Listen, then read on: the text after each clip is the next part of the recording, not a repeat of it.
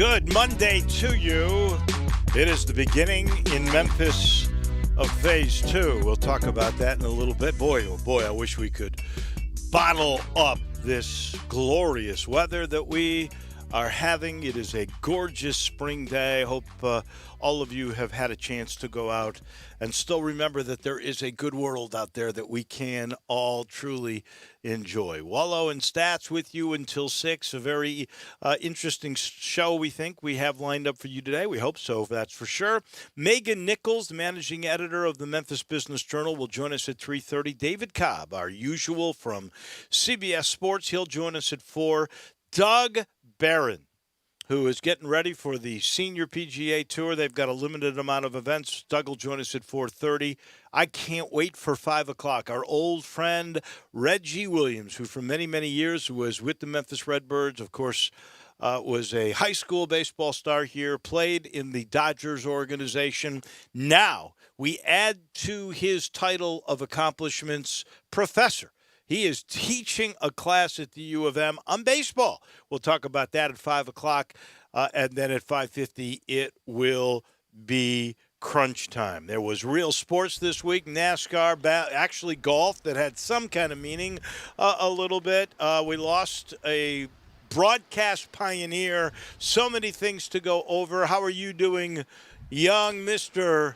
Brett Norsworthy in Forest City?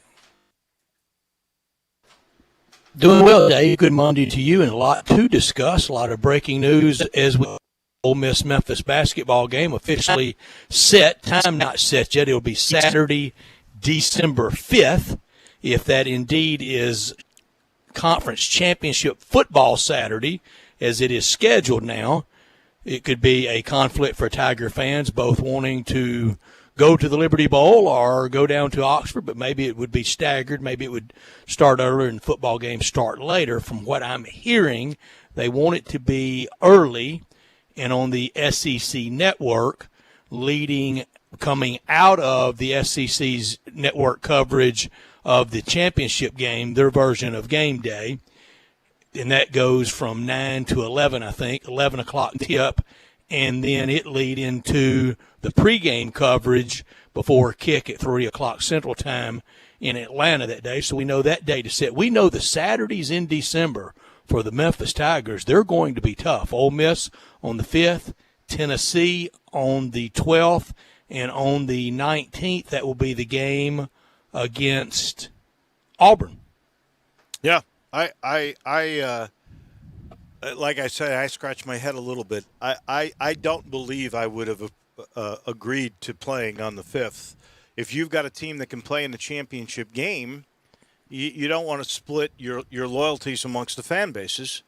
And, if you're going to play a basketball game that day instead of on a Sunday, you would think you would play a bye game. I would try to play a game on Sunday as opposed to Saturday, so I would keep that date open because, let's face it, I mean, Memphis has been in a championship game 2 years in a row. This would be the third year, and I would try to make every effort to keep it clean so that my fans get the best of both worlds.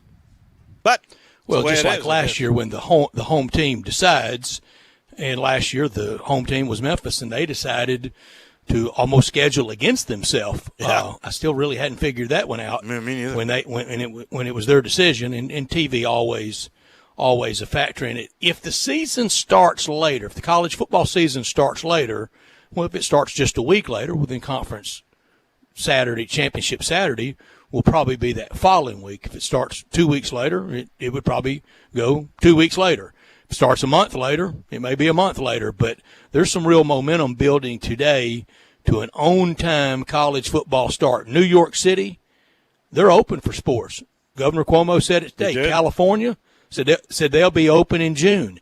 If California and New York can open in June, we can play down here on time and with school starting. Amen. Let's hope that is the case. There certainly is, and I'll give you some of the reasons why I'm also, for this area, very optimistic after the news that has come out today. Maybe the most optimistic day, Dave, in a long, long time. Today really has gained some traction and some momentum. I'm ready to completely say third inning over. We enter into the top of the fourth. Well, if we get a vaccine or a treatment, we're going to immediately go to the 8th. How's that? That's the way I think it'll go. I think we got to get this seventh inning stretch in and take me out to the ball game in. But the vaccine news, that was better than any sports news today, and it's very hopeful. You see what it did to the stock market, up almost 1,000 points just off of that encouraging news. That is. I'll get to a sports top story of the day, but that is the universal top story of the day. I tell you some more news, Dave, and the old Tom Friedman from the New York Times book, The World is Flat, and the interconnectivity. And if we haven't learned that interconnectivity in this deal, then I don't know if we'll ever have it more paramount. But and they went through what, and I am happy for them. I've never been. People have says it's just beautiful. I know the people here are proud of their homeland culture, is about any native culture you'll ever be around. Italy, back open, wide open. Everything wide open today in Italy, and they went through what. They did. They really did. I know you were talking about Memphis and Ole Miss. And when we were leaving on Friday, the news came out about DeAndre Williams, the transfer, who will at least be a Memphis Tiger. Hopefully he gets a eligibility right off the bat. There's no guarantee with any of this, nor for the trying to remember his name, kid from Virginia Tech. Landers Nolly, thank you. Kid from Virginia Tech, neither of those. The Rand junior college player, he will get immediate eligibility. But so that was good news. And then there was a story, and I can't remember if it was yesterday's paper or where it came, that R.J. Hampton, who never came to Memphis, right? He was going to come to Memphis, but he opted to go to New Zealand for $500,000, I believe it was. And so he never was a Tiger. But guess who is working him out in preparation to show NBA teams his stuff? Penny Hardaway. I thought that was significant. That Penny. That is. Who. Because he had a pretty good coach at UALR. Yeah. No, that's. I'm sorry. You're thinking of a different player. I messed it up. I messed it up. You're right. R.J. Hampton, I think, what only averaged 8 points last year? In New Zealand, I'm trying to remember. The other kid played really well. The other kid was a graduate transfer that just didn't get his. He didn't complete. Didn't graduate from UALR. But it is a testament to Coach Hardaway for him to come and get that tutelage from him. I think it's something about Penny too, that it says if anybody's trying to make an argument about here's a guy who has a pure heart, Penny doesn't need the money. He's not training this kid for himself. He's got plenty of money to live on for the rest of his life. He's already getting paid as the coach of the University of Memphis. He's just doing this because he wants to help this kid. He likes this kid. This kid was going to come play for him. He understands this kid could make $500,000 right away, and so he went somewhere else. But he's willing to still, because he likes kids, help him out. To me, that's a pure thing. Well, that is very ambassadorial, and that's him. He believes in the sport, and he's trying to help it. Yeah, I just thought that was, really something that needed to be pointed out because, that's everybody thinks in this day and age, and they do. There's ulterior motives, or this guy's doing that, and this guy's doing this, and here's a guy that doesn't need to do any of that. Yeah. He could have easily said to R.J. Hampton, "Hey, man, you didn't come here. You." Go train with the New Zealand Breakers. But he didn't say that. He said, come on, I'll help you. I'll try to get you better. Yeah, and or just, could have been vindictive and said, no, you find somebody else to train you. Drew Barrett, by the way, very quick with the stats. He averaged 8.8 points in New Zealand. And by the way, the Ole Miss just tweeted out they will have a home-and-home with USC in 2025 and 2026. 26. If you have not heard, I was told not to tell that today. So they tweeted it out. It's out there. Ago. Brett McMurphy just tweeted it. No Miss official site just tweeted it. But I was told not to say anything about that. A sad note at Ole Miss today: a historic player, Ben Williams, the first black player in Ole Miss football history. He entered Ole Miss as a historic figure, and he left a legend. He has passed away at the age of his uniform number, 74, and he had a good pro career with Buffalo from Yazoo City, and he, along with James Reed, the first black players at Ole Miss in the early 70s, and historic, and everybody that ever had anything to do with Ben Williams just loved him. Big, gigantic, gentle Ben, teddy bear, and a lot of Ole Miss fans sad today. And the Ole Miss site sent out a highlight reel earlier. And, of course, that's what they are, highlights. But he was some dominant player. Well, anytime you play in the SEC and then go play in the NFL and have a decent career, you're a really good player. And obviously this guy had to be tough. Being the first African-American to play football at that school. He was perfect for it. You really had to be very much like Jackie Robinson. He was perfect for it. He knew the slings and arrows that would potentially and did come with it, and he just won everybody over with his keen intellect, his great play, and his lovely, lovely, gentlemanly off the field demeanor. And the field, he was pretty rugged. I bet. And I'm assuming, by the way, back to the news on the USC series, home and home, 25 and 26. That's football we're talking about. Yeah, that's football, 25 and 26, and the first one will be in L.A. at the Coliseum in 2025, and the return game will be in 2026 in Oxford. Speaking of football, I've been to the L.A. Coliseum, but I never thought I'd see my Ole Miss Rebels there. That'd be really good. I hope I can make it till then. Well, I was able to broadcast a football game with the Tigers there, which turned out to be pretty good and for a big the University upset of Memphis.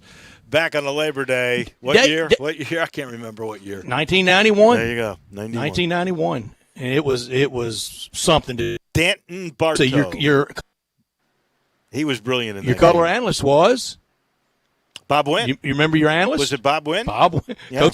Coach Wynn, the old golf coach. Hey, I did some great moments with Bob Wynn, including that fight at Louisville. You did. Which John Flowers got decked. And I'm pretty sure because of YouTube you can see highlights of all those games. For John Flowers, it was a low light. Oh, boy. Because John caught a haymaker that day. Oh, he did. But, my theory, Dave, whomever wins the game wins the fight. The Tigers won the game. I say they won the fight. John may not think that from that day. Well, back to the Tigers first Saturday in December. John Flowers did not.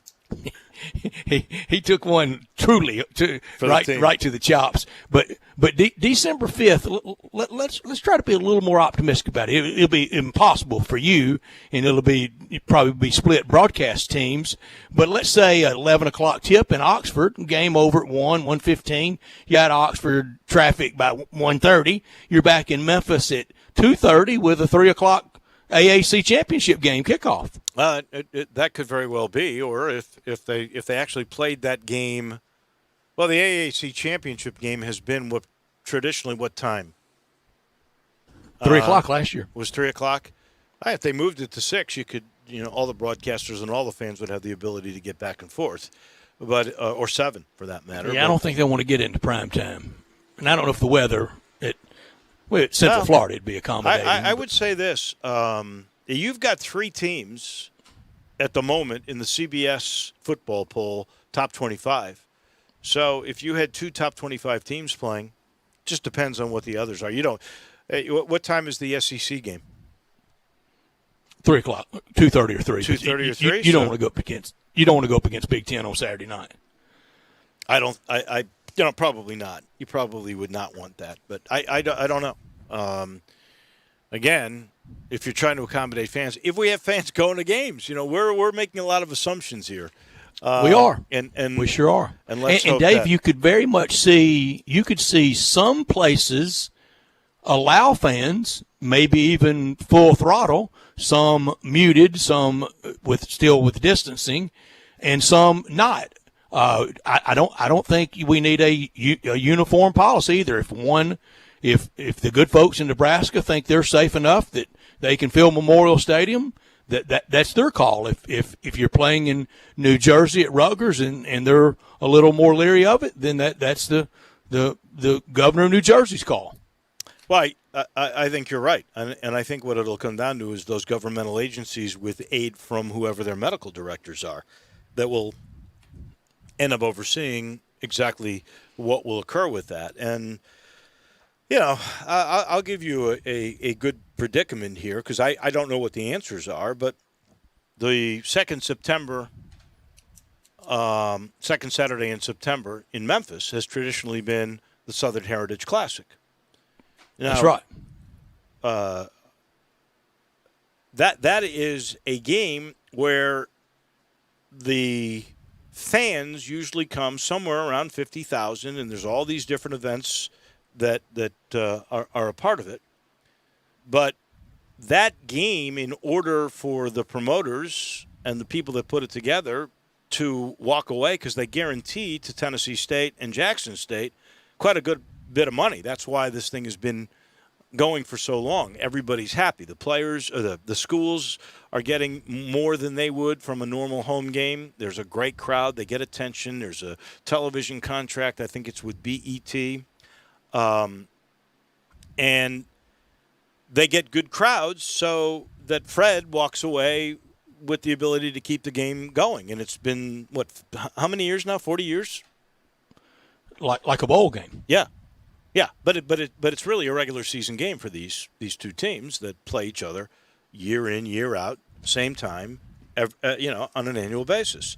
The thing is, if the Liberty Bowl, if the governor of the state of Tennessee or the mayor of the city or the county mayor of Shelby say, you know what, we're not comfortable with the full capacity, but we'll let's say only let 20% in. It's the 31st, did you say, Drew? Yeah, this year will be the 31st. Okay. I knew it was over 30. I thought it was closer to 40, but that's good. 31 years. That's unbelievable for Fred. Fred Jones he's been. This has become a staple of Memphis sports. And it's a cultural thing, too, with parades and golf tournaments and fashion shows and everything, concerts, everything that he puts together with that. But if you don't have that 40 or 50,000 and you're let's say it's 50 and you can only do 20%, okay, now you're down to 10,000, the numbers don't work. That's really tough if he's got that same guarantee to those schools that he has. So almost the same dynamic that a lot of bowls will run into. Exactly. That's the whole reason they have it. Exactly. And so these are issues. You might have to look to a place that would be more accommodative. Sadly, maybe another city, but we certainly want to do it safe here, and it might move people along. This hour brought to you every day by Lexus of Memphis, 2600 Ridgeway, and online at lexusofmemphis.com. Call them at 901-362-8833. Lexus of Memphis offering the golden opportunity May sales event. Great offers on all the 2020 models, always special lease options.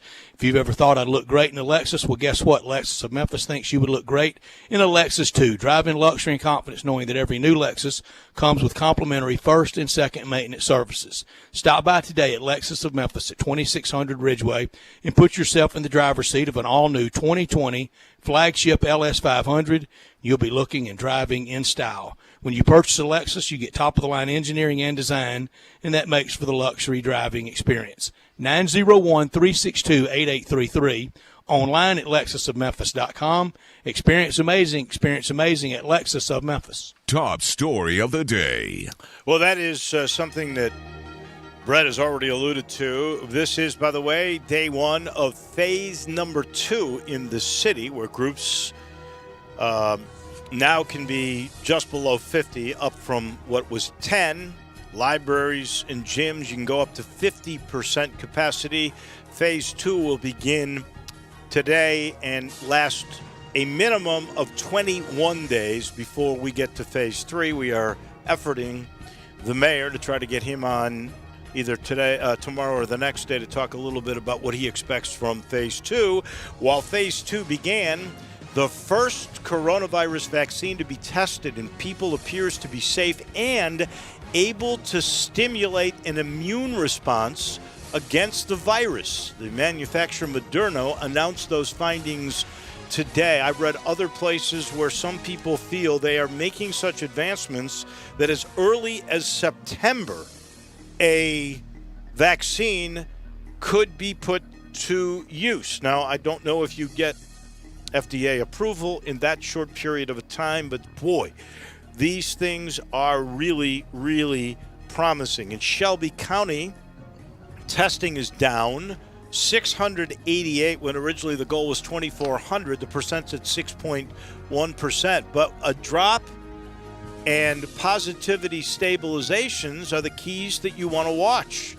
And when they're down because people aren't getting sick, and you look at that positivity number, which, by the way, it's all the way down total to 7.2%, now you are starting to see really good trends. Statewide, by the way, elective surgery will begin this Friday, which will help a lot of the medical personnel who've been out of work. Now they can go back to work. Of course, in Shelby County, that has already occurred. In the state of Tennessee, 17,000 cases, 298 have passed, but boy, there is progress in the slowing down of fatalities. In Mississippi, 11,432 with 528 who have passed.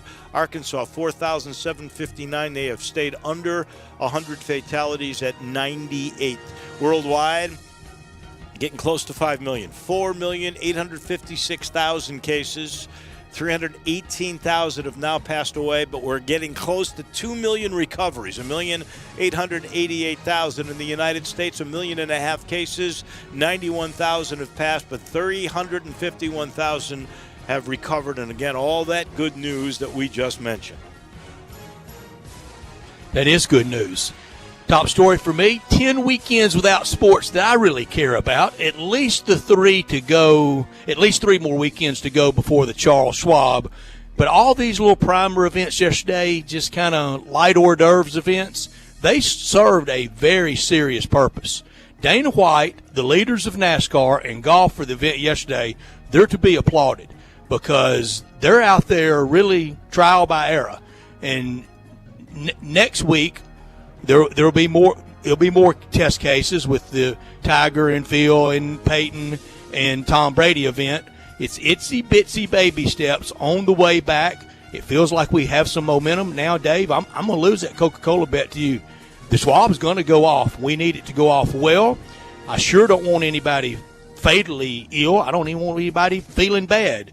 But we might even, if there's a positive test or two, I think that's going to be part of it. We're going to have positive tests when we start back. We got to see how we're going to handle them. That point is one that needs to be taken because in every one of the plans, the 37-page plan for golf, I don't know how many pages it was really big. For baseball's return, they all talk about having to deal with positive tests, that we're going to get them, and there's going to be quarantining. And for the most part, unless the athlete himself wants to volunteer that he's had coronavirus or he's not playing because of coronavirus, we're all going to have to guess because they will not be giving that information. Factor. Exactly. Mm-hmm. They won't be giving that information out. Not top story of the day. I mentioned in the open the loss of a pioneer broadcaster, and that would be Phyllis George, who absolutely was an amazing human being. She was incredible on a lot of fronts. She was the 50th Miss America. She was the first female national sports broadcaster. Trailblazer. When she was put together with Brent Musburger and Irv Cross and Jimmy the Greek. Jimmy the Greek. I was going to say the tout, but that wasn't going to be nice because he really, I think he helped to sort of legitimize gambling on sports. I really do. I think he was a pioneer too, and with a great sense of humor. But Phyllis George fit in like one of the guys, and this great beauty that you looked at and she said, was so accomplished. Wait a second. This girl, she really knows her stuff. And she was a great interviewer and a great personality and a very positive person. And she opened up the door for a lot of others because it was CBS and Phyllis that really took the chance and said, okay, yeah, I'm going to try this. And, that's not easy because there were a lot of people that were out there not wanting a woman to do well. And no one could deny her talent, her smarts, certainly her looks. And she was so accomplished, as you just said, on so many fronts. And she passed away way too early in age, only 70. She had a rare blood disease and actually outlived by 10 years the original prognosis. I didn't know she had been ill, and she was later very famously the First Lady of the Commonwealth of Kentucky to John Y. Brown. Right. John Y. Brown with a great life at the ground floor of Kentucky Fried Chicken, also on the Kentucky Cardinals, had a piece of the Boston Celtics, and was rumored forever to run for president someday. He never did, and married to Phyllis George, and they had a very successful daughter. It's an accomplished media person now on CNN. Paula Brown. My not top story, the SEC votes on Friday on when to allow athletes to report back on campus. I can almost guarantee you the vote's going to be 14-0. I don't know the date. I don't know if it'll be the June 1st, June 8th, June 15th, but the SEC, before they have these public votes, they get all the business done behind the scenes, and they almost always come out with unanimity. There's no way they're going to come out and that's going to be some kind of 7-7 split decision or barely get over 8-6. It's going to be 14-0. I just don't know the dates yet. And those, but the vote's Friday. Those are your top and your not top stories of this day. We will take a timeout when we come back, as we always do in this slot since the pandemic started. We talk about the pandemic, and the good news today, as you just mentioned, 911 points. That's what the market is up today. We'll talk about what's going on in Shelby County with the managing editor of the Memphis Business Journal. Megan Nichols is next. Want to get your voice heard? Hit us up on the First Bank phone line or First Bank text line. I Buy Houses, 901-406-1101. That's 901-406-1101. I Buy Houses. I Buy Houses will buy a house in any area, in any condition, and yes, it's guaranteed to close in 5 days. If you need to sell your home quickly, call 901-406-1101. If you've been through a divorce, if you lost your job, if you're tired of renters, I Buy Houses can get you your money quickly. I Buy Houses will buy your home in Shelby County, DeSoto County, Memphis, Bartlett, South Haven, Horn Lake, Olive Branch, anywhere and everywhere in between, in any condition. And yes, they're open 24 hours a day, 7 days a week. I Buy Houses, 901-406-1101. That's 901-406-1101. Grab that pen, 901-406-1101. I Buy Houses. You have to be up in 5 hours, 2 hours, 6 minutes. And when you hear, you realize that you haven't slept a wink. That's why there's ZzzQuil Pure Z's, a drug-free blend of botanicals with an optimal dose of melatonin, so you can fall asleep naturally with no next-day grogginess. It's available in both liquid and gummies, tastes great, and is non-habit forming. Pick up ZzzQuil Pure Z's from the sleep experts at Vicks ZzzQuil. ZzzQuil Pure Z's, naturally superior sleep. Available at retailers near you. Hi, everybody, The Herd. Over 50 years ago, two men with a passion for motorsport and engineering began building race engines in an old abandoned mill. They saw an opportunity on every wide open road and an invitation in every curve. It was a chance to push the envelope, break all the rules. It was a chance to prove that a 2-ton family sedan could have the performance to compete in a 24-hour track race. But shocking the competition and building a reputation, it wasn't enough. Their vision was to expand upon the excellence they had created. This engineering company continued to validate their belief by putting race car engines in luxury sedans and proceeded to stun the elite in world motor racing by winning and winning and winning. We may never truly understand what drives Mercedes-AMG to break barriers, along with every record in the book, but here's to allowing us to enjoy the results. Learn more at mbusa.com/AMG. Mercedes-AMG. Driving performance. The folks at Odor Eaters want to express our deep appreciation for the healthcare professionals, first responders, and essential business employees who continue to do so much to take care of the rest of us. To all of you working harder and longer days, if our products can help make the days ahead a little more bearable, you can find them in stores and online at Walmart, Target, CVS, or other fine retailers. Thank you. Now, back to Sports Time on Sports 56 with Wolo and Stacks. This hour of Sports Time is brought to you by Lexus of Memphis. Here once again are Dave Voloshin and Brett Norsworthy.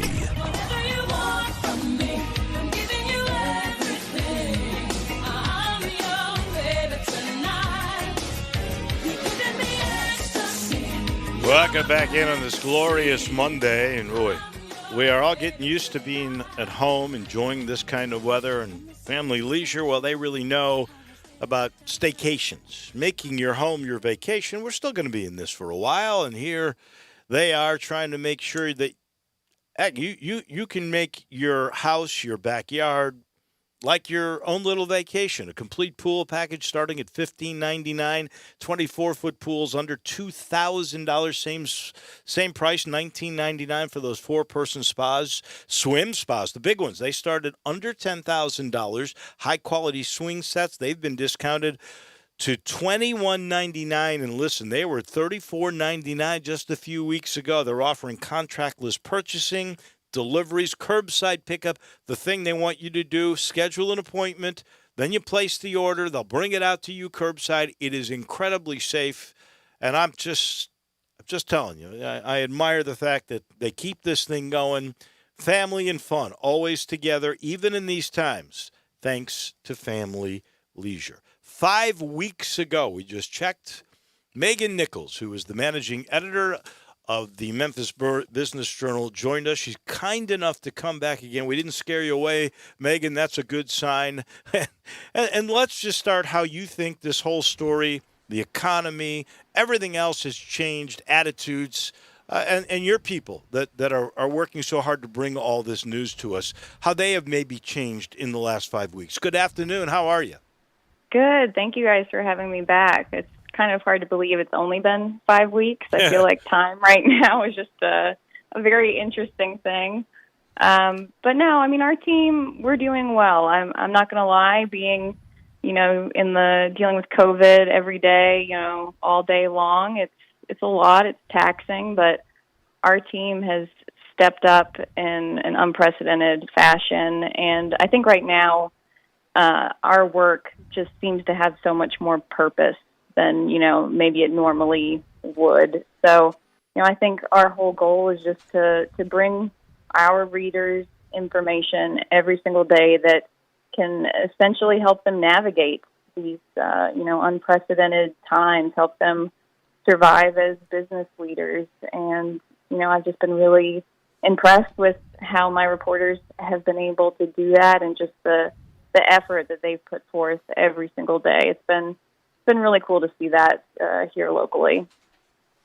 It's been fun to follow your coverage, or very insightful and interesting. Some of it is not fun. Some of it is not so tidy, but sometimes the news breaks that way. Megan, this is almost impossible to know, but when do you think, not only on the front page, but even below the fold, the old way we thought of a front page of a newspaper, right, when will COVID-19, the virus, not be on the front page and maybe not at minimum below the fold?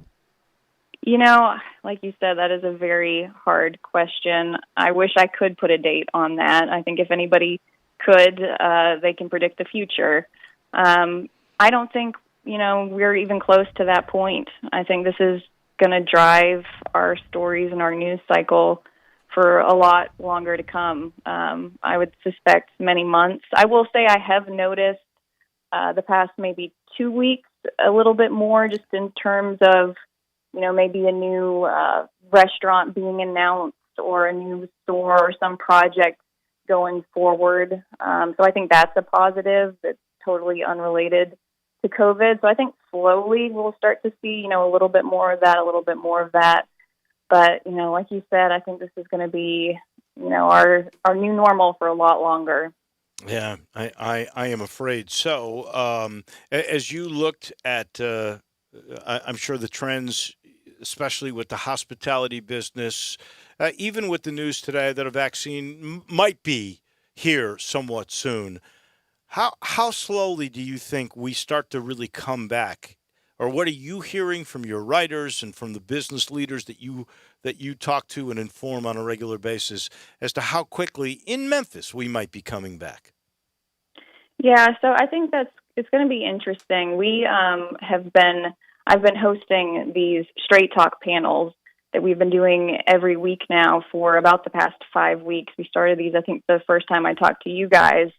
And so we're talking to, our first one was on the restaurant industry, and then we did a hotel one, and then the future of office space, and we talked to local tourist attraction leaders last week. So we've been trying to keep, a really good sense of what is going to be happening. And I think the biggest thing, and I thought it was really insightful, McLean Wilson, who, obviously Kemmons Wilson Company, he's the principal there. And during our hotel Straight Talk, which is this virtual panel series, he said, fear is going to basically be our biggest opponent going forward. That's going to be the thing that's really going to be challenging, is that even once things start to get back to normal or allowed to get back to normal, things are allowed to start opening again, it's going to take people a long time to feel comfortable enough to really go out and, stay at a hotel or eat in a restaurant and feel comfortable doing that. So I think you'll start to see it, very slowly. But I thought that was interesting that he said really it's fear that's going to be their biggest opponent going forward. Well, and that's very human nature, Megan. The fear of the unknown, heck, the fear of the known's pretty daunting enough these days. I have loved all the reporting and the stories from your publication, and we when we visited with you 5 weeks ago, we knew this was more than just business. This is business. This is sports. This is religion. This is charity. This is economics. This is psychological. It has touched every base. What has been the story that you've reported on at the Memphis Business Journal that maybe 5 weeks ago you didn't see having the legs that it's had?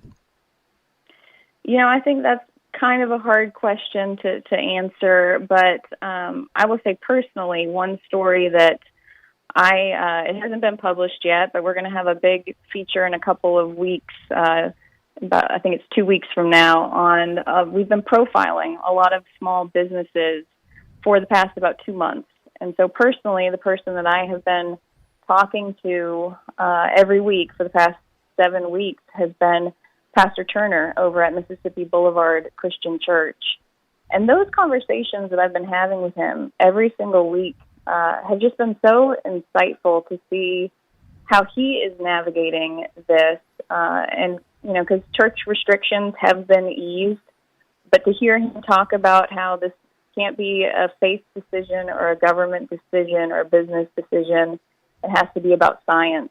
And to hear him talk about that and say how he's not comfortable yet bringing back his congregation until there is a legitimate treatment or vaccine, because he recognizes that his congregation is predominantly African American, and that is a population that seems to be disproportionately affected by COVID. So for me personally, those conversations I've had with him and just that different perspective has really been eye-opening throughout all of this. Is that the minority position of these pastors, or is it the majority? I am curious. I know, for instance, Temple Israel, of which I am a member, they have still streaming services, but they have not brought anybody in yet. There will be no services that are open to the public to come in. And I've seen, not necessarily in Memphis, but stories about pastors that were almost defiant, that, we're doing God's work and it's on him and we're coming. I don't know. And then you see these studies where singing in particular, choirs, the virus can spread so much further and faster by singing. And so a lot of cases of COVID have come in church choir members. I'm curious if that pastor is a minority or is he the majority of the way people are thinking now? So it's actually really interesting here locally, and this is something that Pastor Turner and I have talked about. that this has brought an interfaith group together like they have never been brought together before. So you mentioned Rabbi Micah Greenstein. He is part of this coalition. I think there's about 15 or so of, different faiths who have come together to say, we're not going to be pressured by economics or by, anything like that. We're going to make the decision when we feel it's safe for our congregations. And so, I talked to Pastor Turner about that because I said, this is obviously a lot of negatives, but positives will come from this, the times that we're in right now. And he said that to him, that has been the biggest positive, is that how these different faith leaders have come together to kind of take a stand.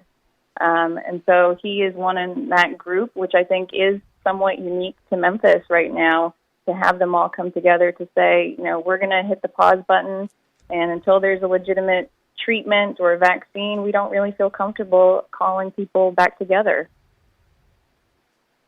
And Megan, historically, whether it was right after Dr. King's assassination, through other strikes and other strife around town and other serious conditions, the Black Ministerial Alliance and the faith community, they have always worked so diligently behind the scenes. That is a great story that I know is on the way. The PPP money, it's been the wild, wild west, hasn't it?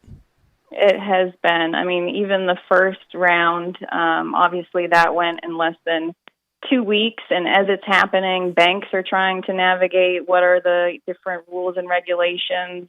Small businesses are trying to figure out, how can we get PPP loans?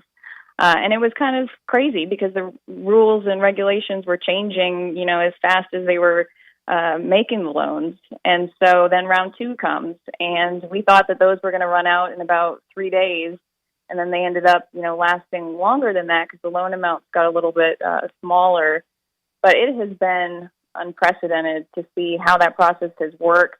And I think that's going to be a subject that we talk about for a lot longer, because now, the question is, what does the loan forgiveness look like? What do I have to do? And then the other big thing that a lot of businesses are kind of grappling with right now is, they have to call back their employees if they get one of these loans. So the whole thing is, you're trying to keep your people on payroll.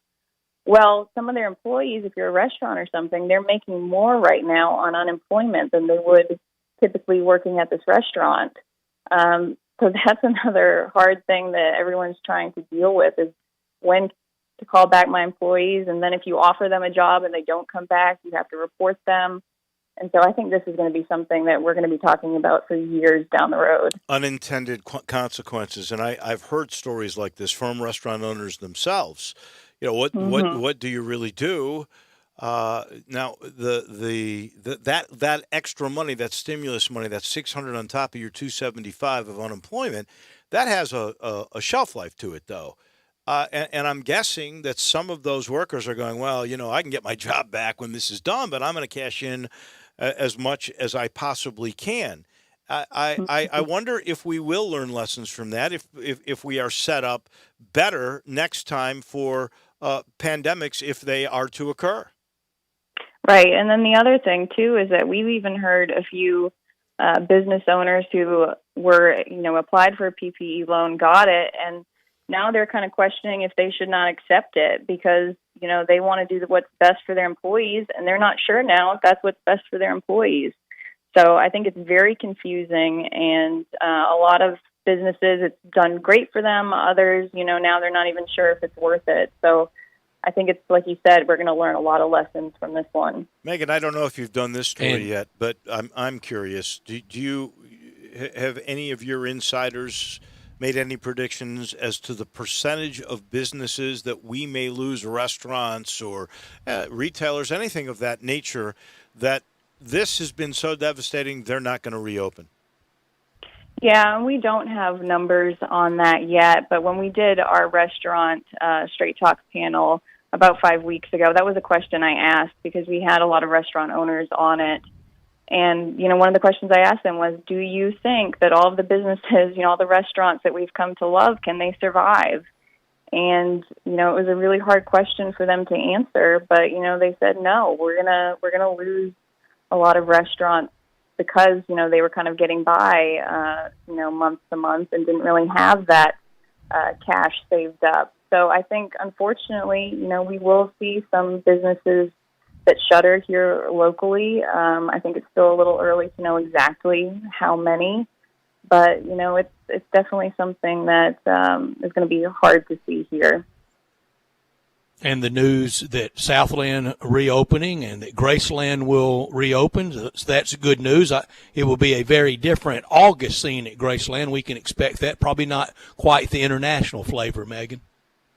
Right, yeah, and you think about the draw that Graceland brings during Elvis Week. That's going to look so different this year. I know, obviously, like you said, all of those businesses are happy to finally be able to be open again in some capacity. And today, as I'm sure you guys are well aware, they just announced that Phase 2 can officially start today, which essentially means, nail salons can open, people can play basketball, groups can gather now that are 50 people instead of 10, but still obviously have to do the social distance thing. And then they'll monitor the number of cases and hospitalizations. And then in 21 days, they'll decide, can they think about Phase 3 starting? Yeah, and I don't even know if Phase 3, you're talking we've gone from 10 to 50.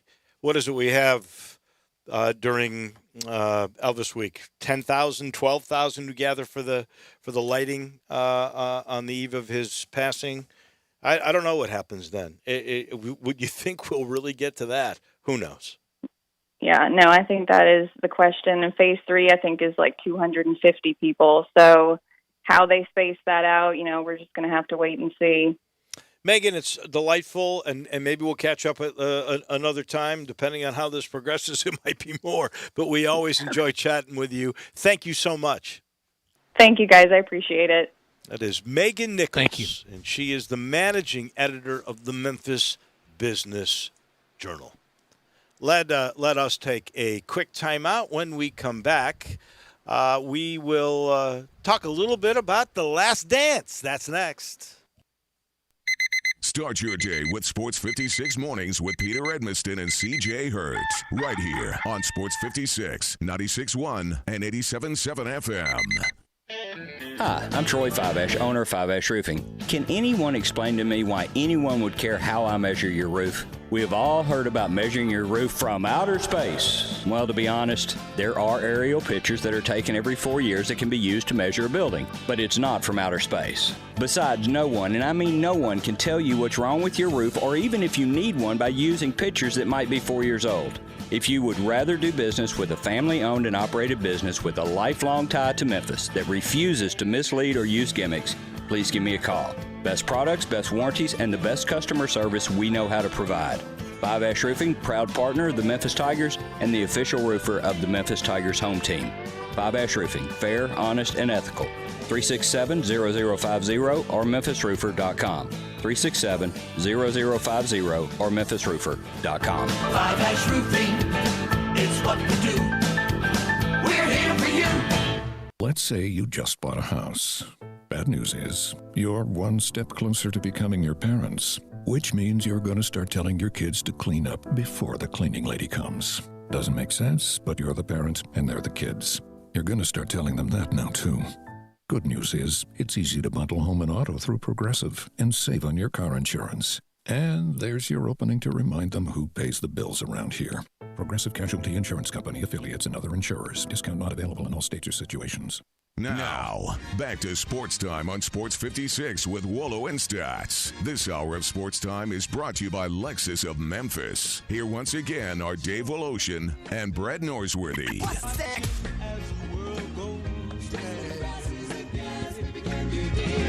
There are so many pretty things to see while grazing in the grass.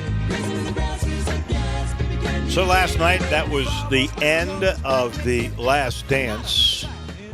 Of all the things, there's so many different aspects, Stats, that just sort of blew me away. Figures, the Bulls were 6-0 in finals. There were Plenty of people that think, well, if it had been a little better era, if that team had come along when Magic and Bird were in their prime, then it might have been different. But they didn't. But they didn't. And the Bulls beat 7 60-win teams. They eliminated, over the course of their 6 championships, 7 teams that had won 60 games going into the series that they played. Here's one of the things. Think of the stars on those teams. I mean, Karl Malone, John Stockton, Charles Barkley, Magic Johnson. I mean, they didn't just kind of just ease by. But Clyde Drexler. I mean, I'm leaving out.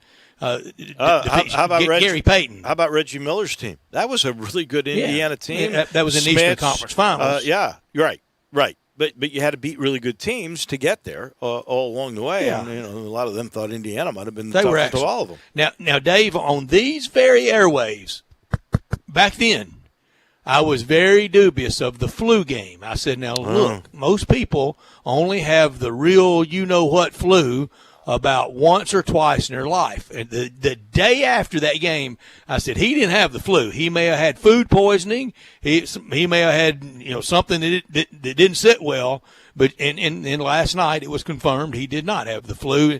And I don't know how somebody can poison food. I don't know.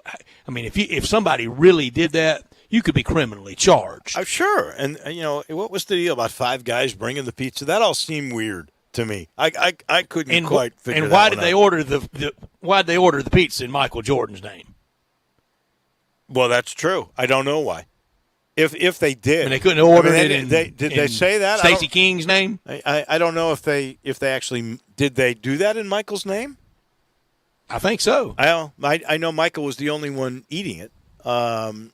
But that's a good point. He can find a boogeyman where one doesn't exist. Golly. He can. He can. I thought John Calipari could find a fight where there was no fight. Michael Jordan can go out and fight with himself. So many of those greats, though, they make up stuff to motivate them every day. That is exactly right. I'll tell you what. Here's the number that really blew me away last night, and it was just one of those little graphic things that they put up there.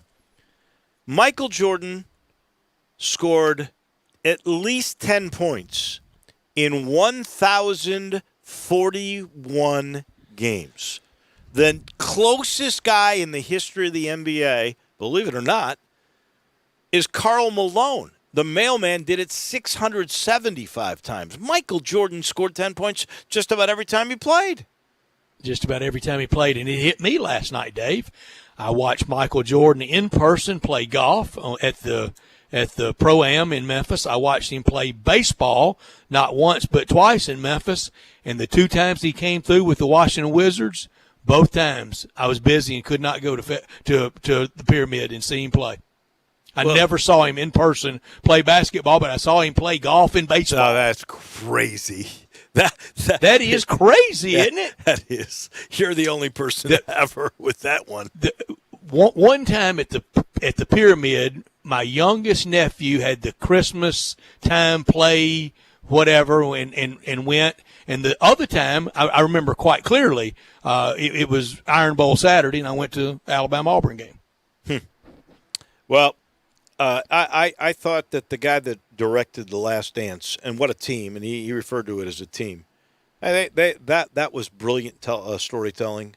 And they really touched on everything. The only thing that might have been missing, and it's really not about the Bulls dynasty, but if we're talking about personal things and the loss of his father, I thought that was really touching on the loss of Steve Kerr's father. And you can see, even after all these years, when you lose a parent, it never goes away. And you could see that in both Michael Jordan and in Steve Kerr.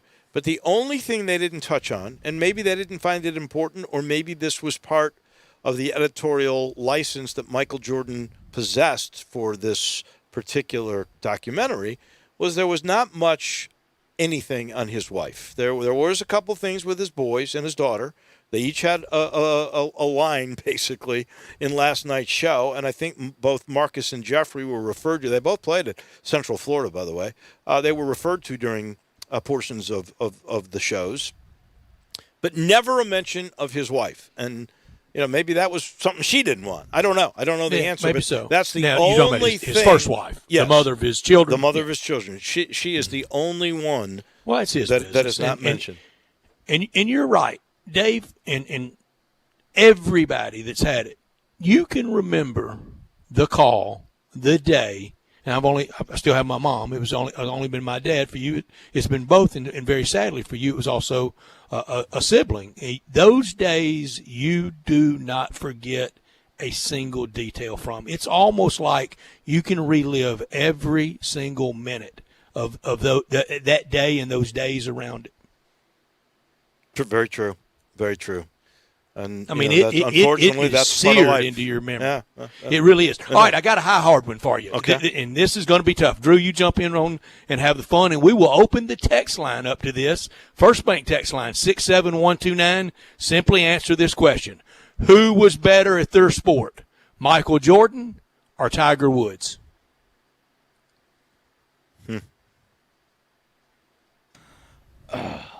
I'll go Tiger. I think I'll go Tiger. Just the longevity of it, did it for more years consistently than Michael did. I think if Michael, and you got to beat 150 people every weekend when you win on the PGA Tour. Michael, and you have no teammate. But Michael, you just have Stevie toting that bag. Michael was 6-0 when he was in finals. Lord knows, would Houston have won those two titles if Michael hadn't gone to play baseball? If Jerry Krause I think they would have. hadn't, I think Chicago wins. I think Chicago keeps winning. If Jerry Krause doesn't end the Bulls, and Michael said, I would have been back for another year. I could have gotten Scotty and Phil to come back for one more year. We would have signed 1-year deals. Maybe with Pepin, we would have had to give him more. But he didn't. That may be the hardest one ever to answer because they were both incredibly special. And there's no need to fall out over it. Yeah. Kind of the original one along those lines was Mickey Mantle or Willie Mays. And finally, can't we just enjoy both without having to fight over the other one? I thought it was a question. That's why I picked a side. Well, here's the was. I take Tiger as well. I take Tiger. You take Tiger? We're waiting on Gabe Wilson's answer. Here's why I'm going to go Michael Jordan. And I think it's almost an impossible question to ask, but I'm going to clarify it this way. In my mind, and by the way, America's mind, if you looked at the poll they did between LeBron and Michael Jordan is the greatest basketball player of all time. He's the greatest of all time. Is Tiger Woods the greatest of all time, or is Jack Nicklaus? Very, very good comeback. Now, neither one of them, Tiger still trails Jack Nicklaus in majors, and, of course, Michael Jordan trailed Bill Russell in majors, in championships. Yep. But he is the greatest player ever. That's a good delineation. And with that, just food for thought. There's no right or wrong here. We take the time out. We are looking forward to David Cobb. Our weekly chat with that young man is next.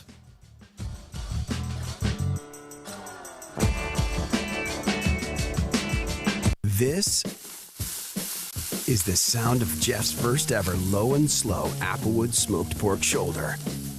And this... Yes. Yes. ...is the sound he made when it fell right off the bone. Yeah, are you okay there, Jeff? Oh, it's beautiful. Backyard grilling leaves the best marks. Kingsford. For recipes and inspiration, visit kingsford.com.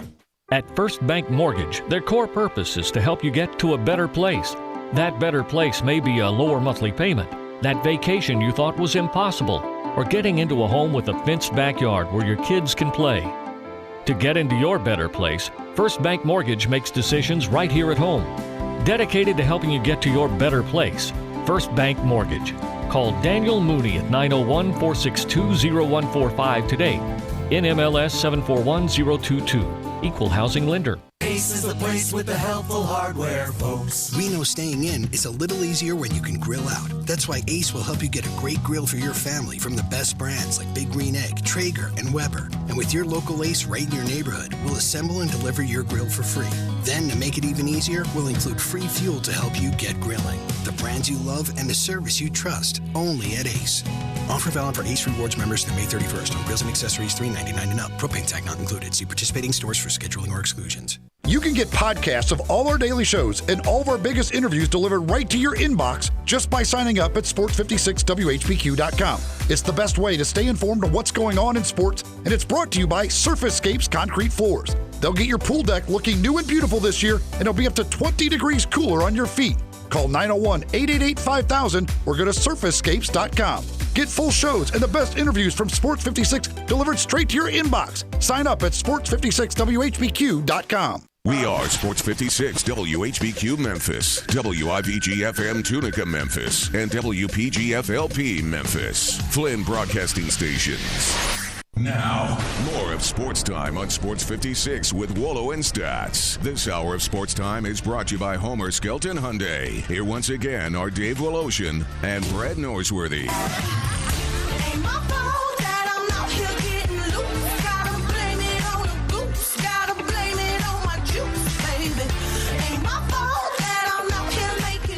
Welcome in, hour number 2 on a nice day. A lot of enthusiasm. Have we got a vaccine? We're getting closer. That is for sure. And the stock market said yes. 911.95 points up, or 24,597, getting close to 24,600. Boy, that makes me feel really, really me too, good Dave. today. I think 25K is going to be a big number because we've kind of been in the 23.2 to 24.8 trading range. We got down to 19 for a minute there. Got as low as 18. Was it 18? Got as low as 18. Yes, the market got as low as 18 after getting to the historic high of 29 and change. But Dave, look, the market matters. Retirement funds matter for people. Individual investors matter.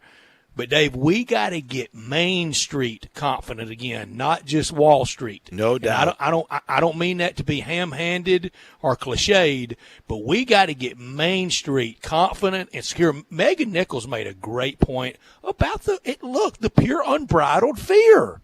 And it's exacerbated in the African American community where it has afflicted them with just exponential severity, and it's cause to be scared.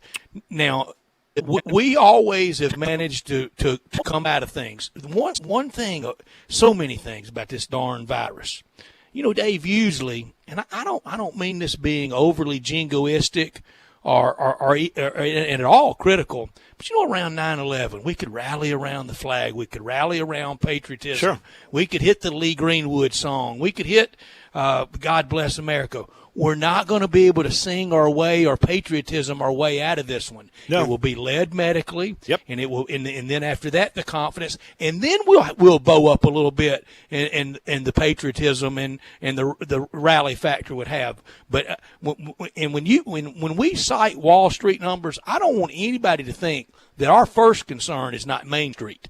No. The news today that is why the rally took place is because of Moderna. Exactly. If that is how you pronounce it, Moderna, the company. I'm not sure. I don't know where they're located either. They are the ones with the first coronavirus vaccine to be tested and appears to be safe and able to stimulate an immune response against the virus, and that's the best news that we could have had. That is what will give people the confidence to, in your term, bring Main Street back. We're going to talk some basketball and other things with our friend David Cobb from CBS.net. But first, I'll tell you, the title sponsor of this program is Homer Skelton Hyundai and Genesis of Olive Branch. I like to say, they are the standard. They are the bar that has been set the way car business should be done. They're always coming up with innovation. They were the first in the market, I think, to do 0% financing for 84 months. That means 7 years you don't pay any interest on your brand new car. And these cars are so good. The technology so safe, so high performing and durable. You get a 10-year, 100,000-mile limited powertrain warranty on every new car. And at this very moment, as an added little incentive. You don't have to make a payment for 120 days on select models. So you got basically the first 4 months to not have to worry about it. We know we're in this pandemic. There's a lot of economic incentives out there. Maybe you save a little bit of that and don't worry about it, and then you're back to some form of normalcy. And 4 months from now, you're paying on that car without any interest. What a deal that's going on. All you got to do is get on Lamar. It becomes Highway 78 in Mississippi, right at State Line Road, and then turn left at the very first exit. That is Craft Road. And you're there. Go see Chris True and all the gang.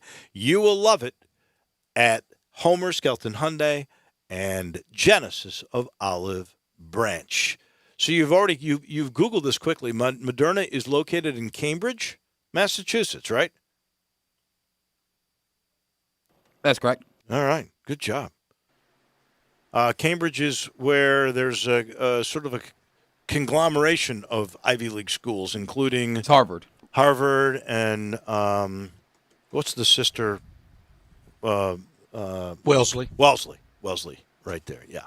David Cobb joins us now, and David's been a very busy guy. You go to CBSSports.net, and you will see a bunch of stories written by him. One that got my attention today was the transfer rule. You were talking about schools that need it. Obviously, the University of Memphis has a couple of big-time signees that they just got that need that rule to pass unless they get some sort of an exception. If it does not pass, and that could happen for both of the student athletes, but you never know with the NCAA. David Cobb, are we even voting on this thing? Because I've seen varying stories where they're going to vote, no, not even going to vote because the presidential committee kind of recommended against really making any decision on this at this point. What is the status of the rule itself as to whether they're going to vote on it? Yeah, my understanding is that the vote will come Wednesday. I mean, this is a big week because the NCAA Division I Council gets together this week. I mean, they're getting together via conference call or video chat or whatever. They're not meeting in person, but, I mean, they've got a lot on their plate, and among it is what to do with this recommendation, from the board of directors, which, of course, the recommendation is against allowing transfers immediate eligibility. So it would be an upset if they vote against that recommendation. But boy, since landing DeAndre Williams, I mean, Memphis might even be higher in that ranking like you mentioned. I think they were third, the way that I wrote it, in terms of teams that most needed their transfers eligible immediately. But after getting Williams, I mean, you start to feel even more optimistic about, what they could do next season if their transfers are eligible. I just don't know that I see, the council voting to allow it.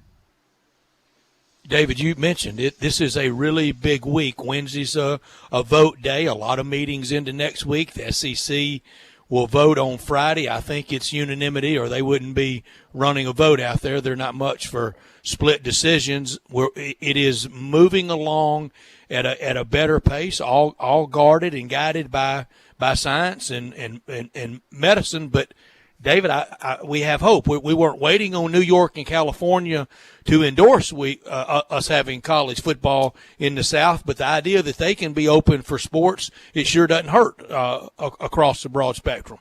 Yeah, and yesterday was really nice too. I don't usually watch NASCAR, but I had NASCAR going on one device and golf going on the other. And I mean, yeah, it's weird with all fans, but it was still really nice to, have live sports to watch. And, it's sort of, I think more so than people can even fathom, is an illustration, to other leagues and teams and commissioners that, okay, this can be done.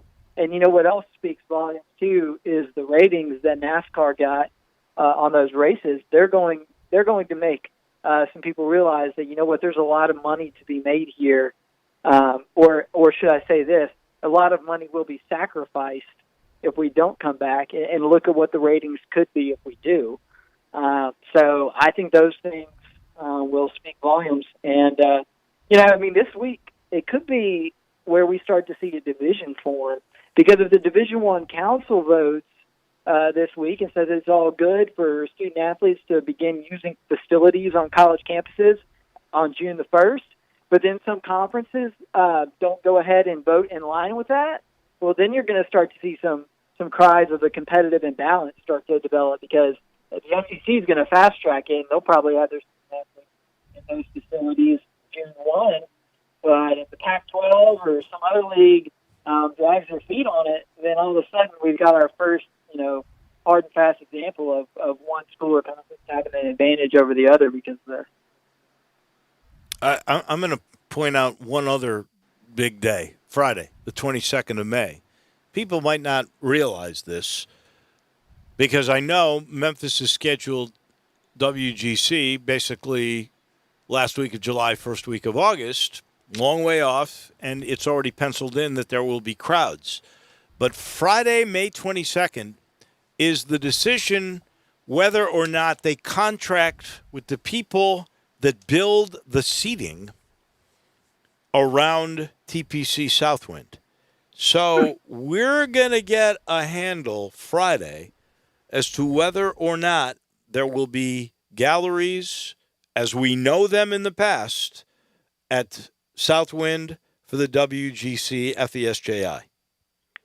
That's a good insight, Wolo. I didn't realize that, but that's huge. I mean, I'd be surprised if we could take that step, but I'm hopeful that there can at least be some level of fans on the grounds. I mean, you can social distance and watch golf at TPC Southwind. Well, I should point this out too, David, and I'm this is my opinion.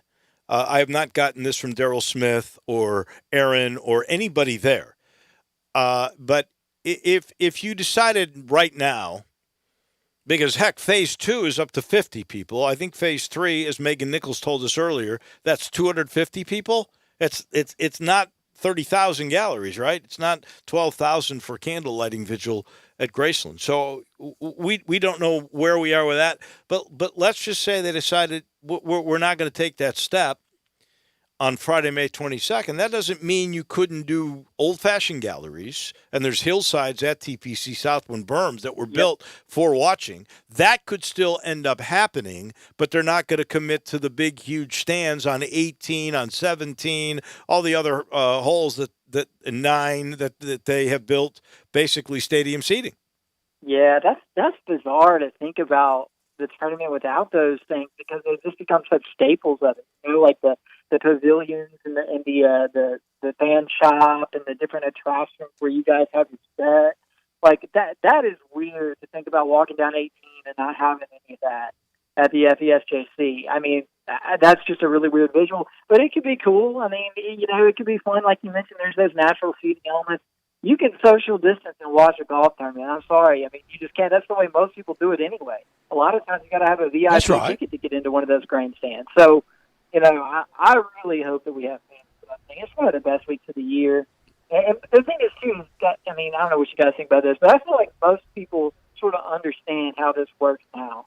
And they're not going to herd and flock and all bunch up together in one spot just because it's a good vantage point. I really do think that almost all of us, and anyone who doesn't, I don't understand why they don't understand, the precautions that we got to take now. I mean, and I guarantee you, if we go to any sort of sporting event together, there's going to be all sorts of signage, all sorts of, enforcement of these guidelines. We won't even have a choice, I really hope that we can do it. It would be fantastic. David, you mentioned watching NASCAR yesterday, and David and I are going to talk about it a little bit later.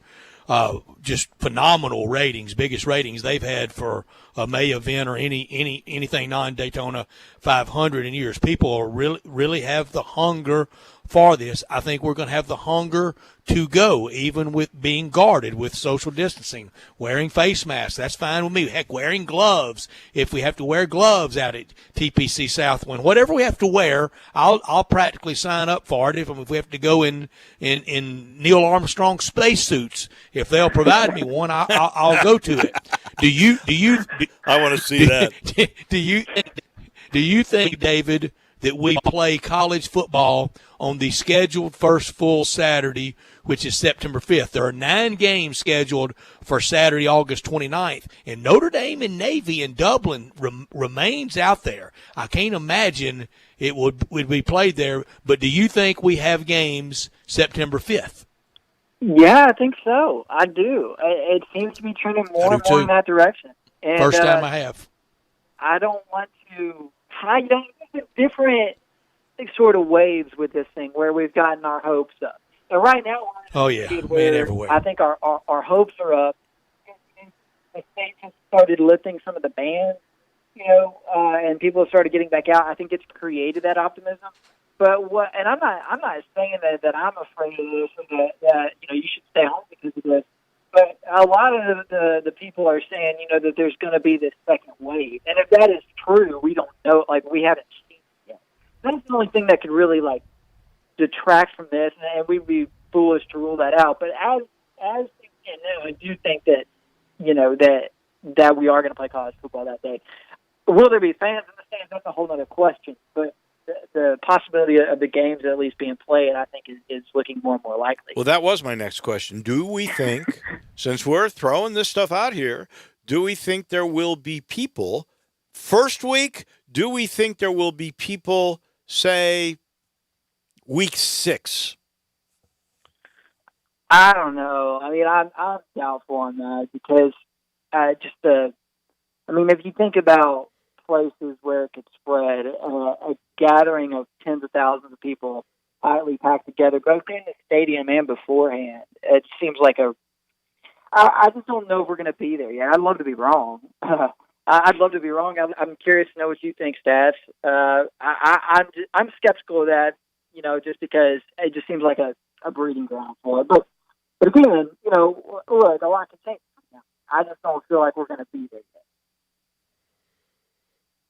I'll tell you what I find interesting, and you sort of brought it up. I think if they hold capacity down, if you got a 60,000 seat stadium and you put 15,000 in there, you're at 25% capacity because you can distance enough to fill the football stadium up that way. That part I could see. But what about the entrances where people come in? You'd have to stagger your entrance, maybe get a reservation as to when you're allowed in the stadium so that we don't have these long lines or people that are that close. And the other part's going to be the tailgating. How can you tailgate at Tiger Lane? You certainly can't do Tiger Walk because people are on top of one another. That will be out.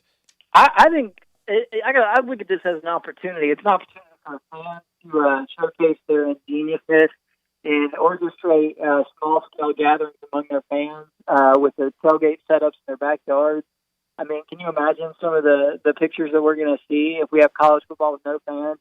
And people start putting on watch parties in their yards or whatever. It could be pretty cool. It could be a weird one-off because you're right. I don't see the normal tailgate thing happening, especially when you consider that a lot of those tailgates are going on college campuses or in Memphis' case, I think it's city-owned property, isn't it? So, I don't know. I think the restrictions against that will be even easier to enforce than a lot of other things that we're talking about. But like I said, I think people are still going to get together to watch college football in whatever numbers are they're allowed to. But we'll be doing it on private property, and I think, like I said, I think that would create some pretty cool scenes around the pool, around the smoker, whatever, out on the back porch. Just think about the Grove taking somebody's backyard. I think that's probably what this football season is going to be. Yeah, and the Ole Miss Baylor game is official now. Will be on Sunday night, September 6th. I've had a person just guarantee said he would bet anything that I would want to bet against him that it's going to be played. Good. All right, good. I hope he's right. I'm excited, man. I'm ready. We need college football. I mean, we just do. I'm sorry. I can't really. There's just a hole in my heart that would be too wide to fill without it. We are chatting with our friend David Cobb from CBSSports.com, and I have to ask you this. You wrote a story a few hours ago about Link Darner the college basketball coach at Green Bay, getting fired. I'm curious because we had a little, was it a wager? I'm not sure how you would put it. An over-under on coaching changes from this past season. I think you said, what was the over-under, 2 or 3? I don't know, but it's getting close to whatever we put out there because I can't remember. It's going over, David. It's going over. I can't remember if we made that before Danny Manning got fired or not. But yeah, it was before that. Okay, well then I'm in deep trouble then because he got fired, and now the Green Bay coach gets fired. You know, I think maybe at least 1 or 2 more will happen. This one's a head. Bill Self. I mean, yeah. Well, I think there should be an asterisk in our bet to accommodate for NCAA investigations. If there's ever been an asterisk year, this has been it, David. And if this year has proven to be, it's proven to be so much. But man, everything's in lightly shaded pencil now. Nothing's in indelible ink anymore. No, not at all. And I mean, there's a lot of sort of surface level chatter out there about the NCAA dropping the hammer kind of soon. Soon in NCAA terms could mean 2 years, but it seems to be considered by a lot of folks more and more likely that there are going to be substantive penalties against some of these teams that were caught up in the FBI sting. It's something that's fallen well off the public consciousness because those stings took place, 3 years ago. And so in our society, we just sort of move on from something like that, but people forget that the NCAA has not fully adjudicated, its investigation into all that stuff. So talking about college basketball coaching changes, we might find out in the next year or so how much some athletic directors are willing to withstand when it comes to some of the big events. What do you think happened with Darner? I mean, he actually was a pretty good coach for these guys. Yeah, I don't know. I got some theories on that, but I've not heard anything concrete from anyone on his staff or anyone in that program. I mean, the only thing that I got was the release they put out today, and it's surprisingly amicable for a really oddly timed firing. But I don't know. It's weird. He took them to 2 winning seasons in 5 years. They went 11-7 in the Horizon League this year. They had the lead freshman of the year on their roster. And this is a guy who took them to the first NCAA tournament in 20 years in his first season. So, yeah, I'm surprised by it. I really don't have an answer for it. But in my defense, nobody seems to. So I'll be interested to see if the reporters in Wisconsin do some records requests and get into personnel files or emails or what have you to really kind of figure out what happened there. Because this is 2 months into the season. There shouldn't be coaches still getting fired unless there's a really good reason. And what that reason is has not surfaced yet. And maybe it's just the boredom of there being no live sports overtaking me, but I am genuinely curious as to why a successful basketball coach would get the axe, 2 months after his 4th winning season in 5 years. By the David, way, we know over three Saturdays in December the Memphis Tigers will play Ole Miss in Oxford. They will play the Tennessee Vols in Nashville, and they will play Auburn. Where are they playing Auburn? In Atlanta. So over 3 Saturdays in December, that's 3 members of the SEC the Tigers would play. And they may run into Texas A&M down in the Bahamas. tournament where Atlantis. in the Bahamas. Yeah. And they have the SEC AAC challenge game against the SEC. That could be 5 SEC games, man. That's awesome. You know what? And good for Memphis because, you know what? If Vanderbilt withdraws from the SEC, they're too afraid to play this year in any sports. You know what? Throw Memphis in there. I do think that they could compete in football in the SEC without a doubt, taking Vanderbilt's place. And, the SEC would be a step up over the AAC in basketball.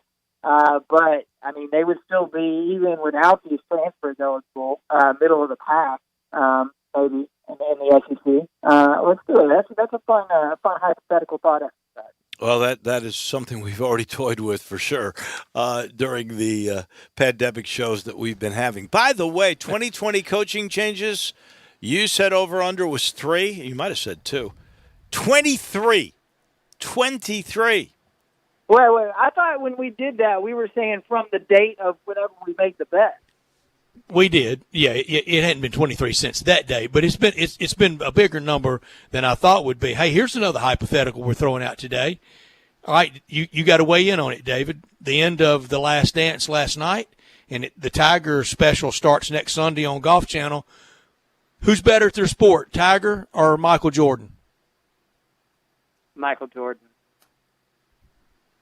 And it's because of the 6 titles. And so I know Tiger's won a lot of majors, but he hasn't won more majors than Jack.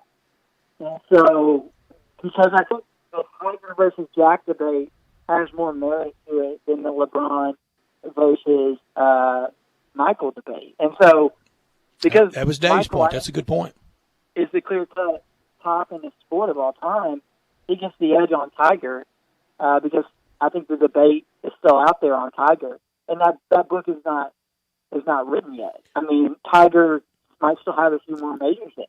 Which also goes to show how much we value majors, because Tiger is now tied at 82 tour wins with Sam Snead. Jack didn't get 82 tour wins, but he does have 18 majors. So we value those championships more than we do the currency of a tour win. Yeah, I think that's fair though, because I mean we don't count a player's Eastern Conference championships or Central Division championships when we're tallying his record. I mean, those things may be meaningful to them. It's just like with a college basketball coach. One thing that college basketball coaches and players like really cherish about their tenures when they look back on it is they remember years they won the regular season conference title, and those mean something to them, even if they get bounced in the first round of the NCAA tournament. And so sometimes to players and to coaches, things are meaningful that are not necessarily meaningful to us when we're tallying their legacy. And so I'm sure a bunch of those Buick championships are meaningful to Tiger. But when it comes down to calculating his legacy as one of the all-time greats, I'm going to use majors as the metric. And same with Michael in titles.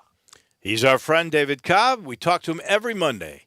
The man who writes college basketball and some golf for CBSSports.com. Thank you, David. Have a great week. Stay healthy. We look forward to chatting with you next Monday. All right. Thanks, guys. That is David Cobb. We take the quick timeout. When we return, I'm looking forward to this.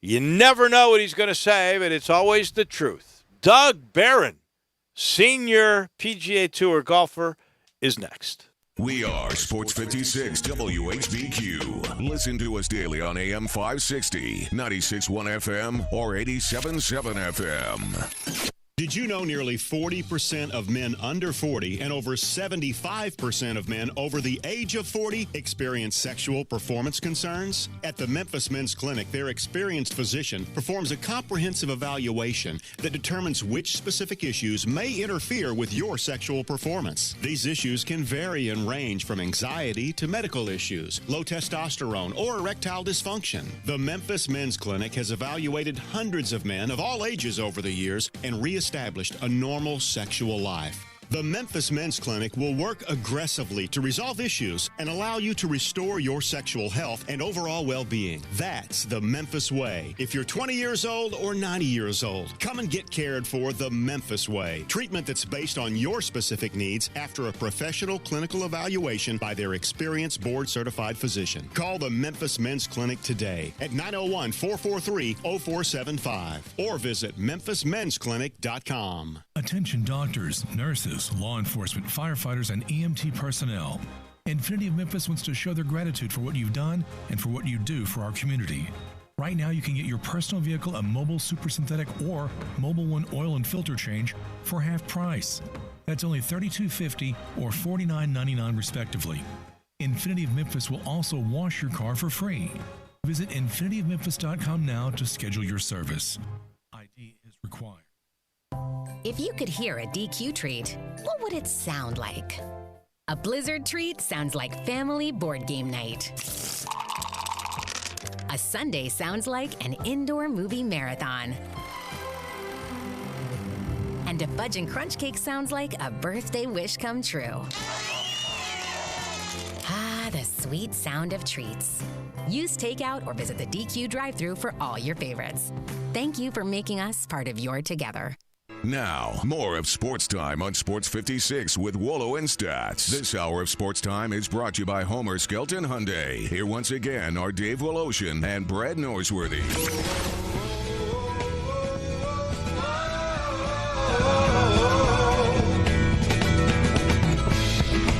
Welcome back in on a very good day, a day where phase 2 of reopening the city has begun. We'll do that for the next 21 days, see what's happening.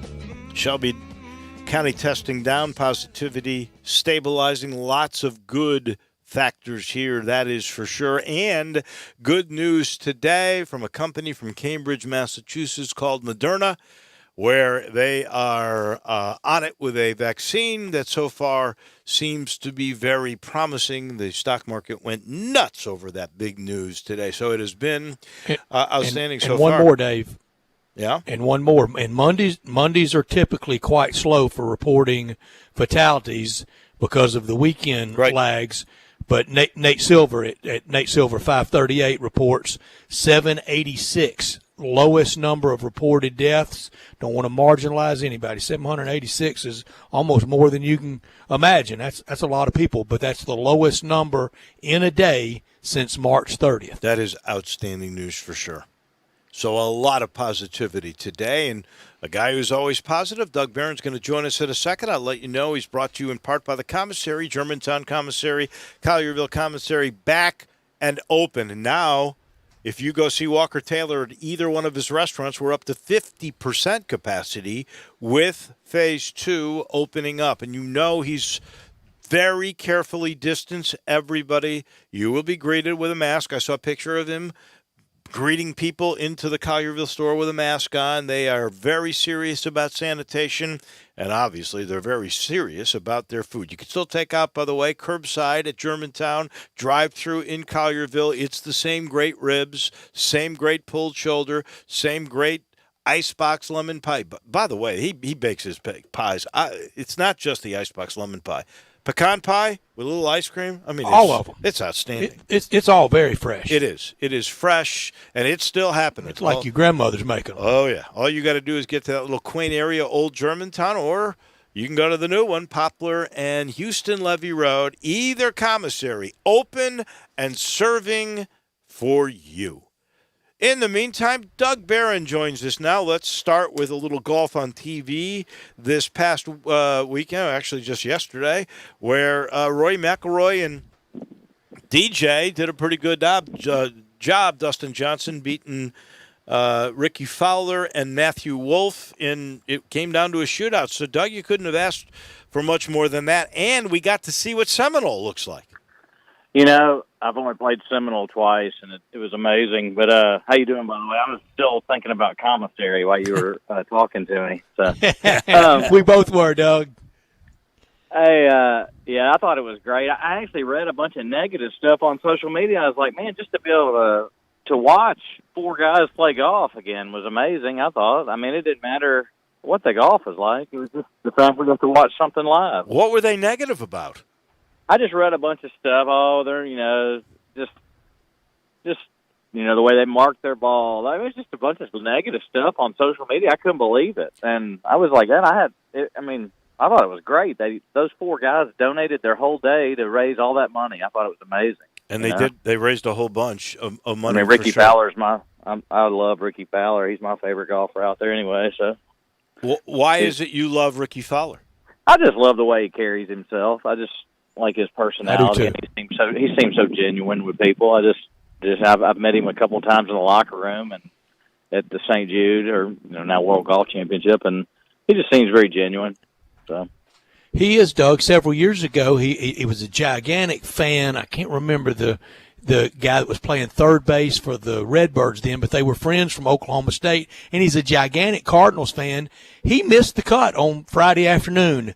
Stayed, went to the Redbirds game on Friday night, stayed, and went to the Redbirds game on Saturday to see his buddy play. That's pretty cool. So, Really cool. I thought Seminole.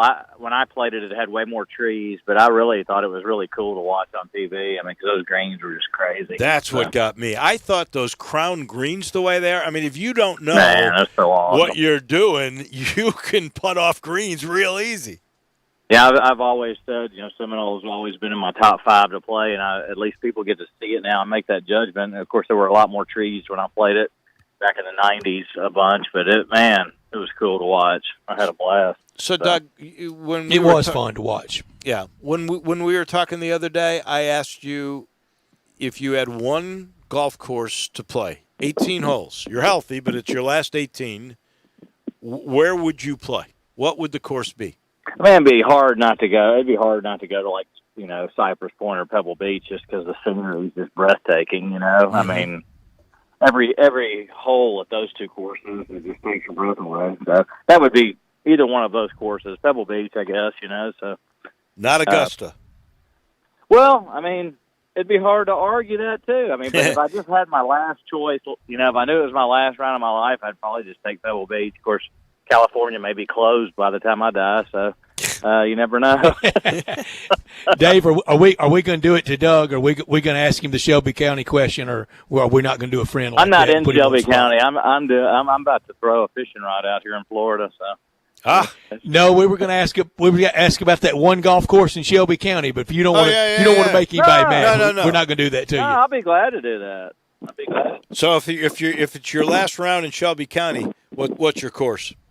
Well, I mean, I got to say Ridgeway Country Club. I grew up playing there, and I love the place. It's just a great golf course. Good for you. So I've always liked it because it changes on a daily basis, and I just enjoy it. It's something different about it every time I play it. So I've always liked it. So good place. And the guy that designed that course, it's interesting. He did a lot of courses in North Carolina. Ellis Maples. Yeah, even including mountain courses, which, there's not very many mountains on that property at Ridgeway. But right. He sure made it interesting. I agree with you. I happen to love that golf course, too. They just redesigned hole 17, and, we did 2 different bunkers. Packer DeWitt, who's the greens chairman over there, does a great job. I mean, the course is always in good shape, and the staff over there is amazing. But the 17th hole now is so awesome. So it just opened about 3 weeks ago. It's pretty cool. There's still water everywhere, right? I mean, it's an island. Oh yeah, they're doing new bunkering, so hopefully they're going to go in and redo the whole course with bunkering. Like TPC just did new bunkering, and Chickasaw did all new bunkering when they renovated the course. It's just there's a lot better technology out there to make the sand a lot better. So pretty cool. What are your plans? What's the senior tour going to look like when everybody is back?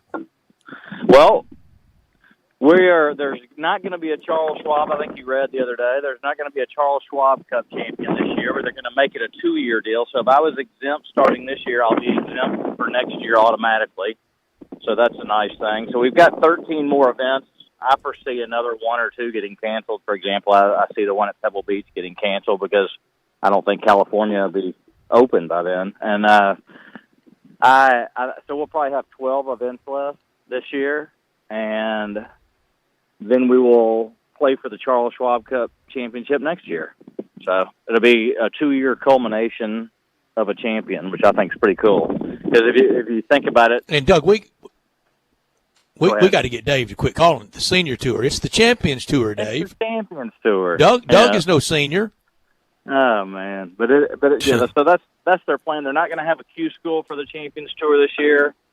They're going to make some spots available for guys. So after the Q school guys get in their 15 events, if they haven't made enough money, those spots will go back to the membership. It's going to be kind of an interesting year. It probably frustrates a lot of people trying to make it, but they're doing the best they can to make it fair. So they're expanding the fields from 78 guys to 81 guys to give 3 more members a chance to play golf and doing some cool stuff. So it's going to be interesting coming back. I'm glad they're doing that because honestly, there's a window. It's life, it's age, and I know you're a Champions Tour player, but as we get older, there's a window.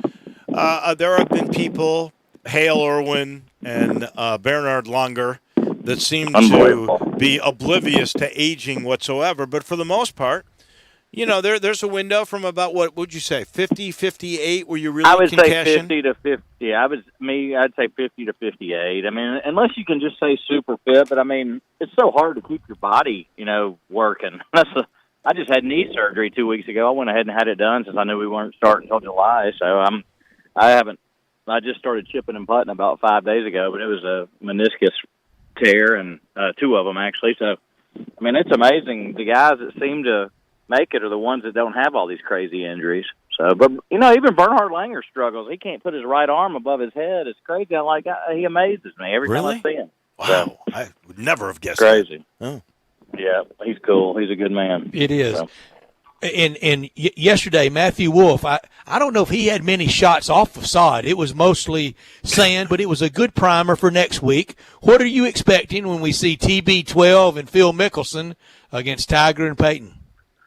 I think that's going to be really fun. I think Tiger and Phil probably learned a lot from the Vegas experience. I think there'll be a lot more trash talking. I mean, yesterday, that's what I liked about yesterday. I mean, listen to Rory, talking about how he had 2 FedEx Cup champions. But I think, Phil is the king of trash talk, but Tiger, has won all the titles. So it'd be interesting to watch. And also, Peyton Manning can dish it out too. So I can't wait to watch it. I think it's just going to be great entertainment. And I think if people just realize that, hey, they're golfers, they're not like comedians or anything else. I mean, I thought yesterday was a lot of fun. I mean, I thought it was fun to watch, and I think we always have such a big expectation when we watch guys like Phil and Tiger, that they're going to be something we're expecting them not to be. I think they just go out and if Phil's himself and Tiger's himself, I think it'll be a good time. So what did you think? What did you think about the youngster Matthew Wolff asking DJ though? I didn't like that about the bunker. Yeah, I don't think he did it. Obviously, Matthew Wolff, from everything I know, is a super nice guy. I know his coach real well, and I thought he was joking. He probably wishes he would have taken that one back because I don't.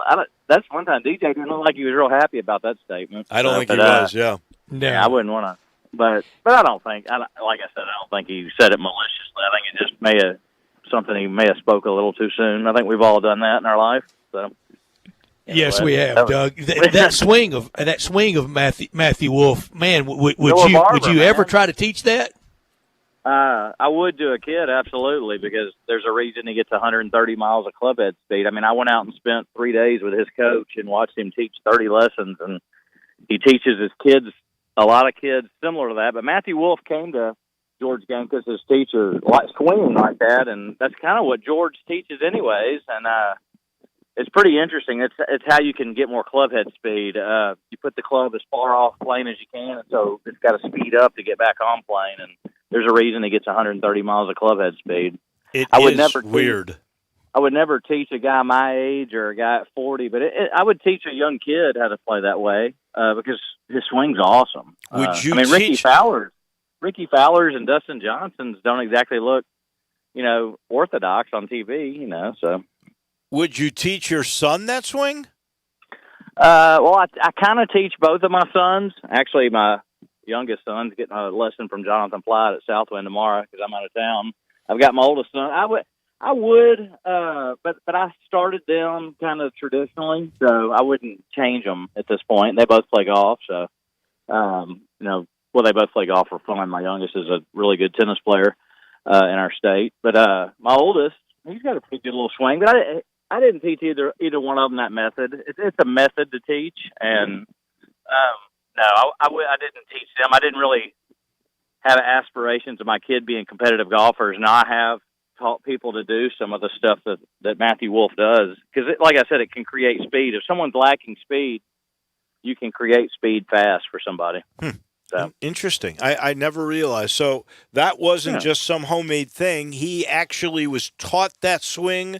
But like Jim Furyk, that was a natural thing, and his father said, okay, we're going to keep it because you're consistent with it. No, Matthew Wolff was a natural thing, but his teacher I think that's why he ended up going to George Gankus out in California because he kind of teaches that method to people. So, that's what I was going with it. He had that swing when he got to George, and George loved it and just made a couple tweaks to it. So he absolutely crushes a golf ball, though. Did you see him outdrive Dustin and Rory? I did. I couldn't believe it. I mean, and it was impressive. Yeah. It's just impressive to watch. I mean, Dustin Johnson's a friggin' monster, and Rory, it looks like it goes 380 every time he hits it. Yeah. So We're talking. And a year ago, he was playing for Oklahoma State.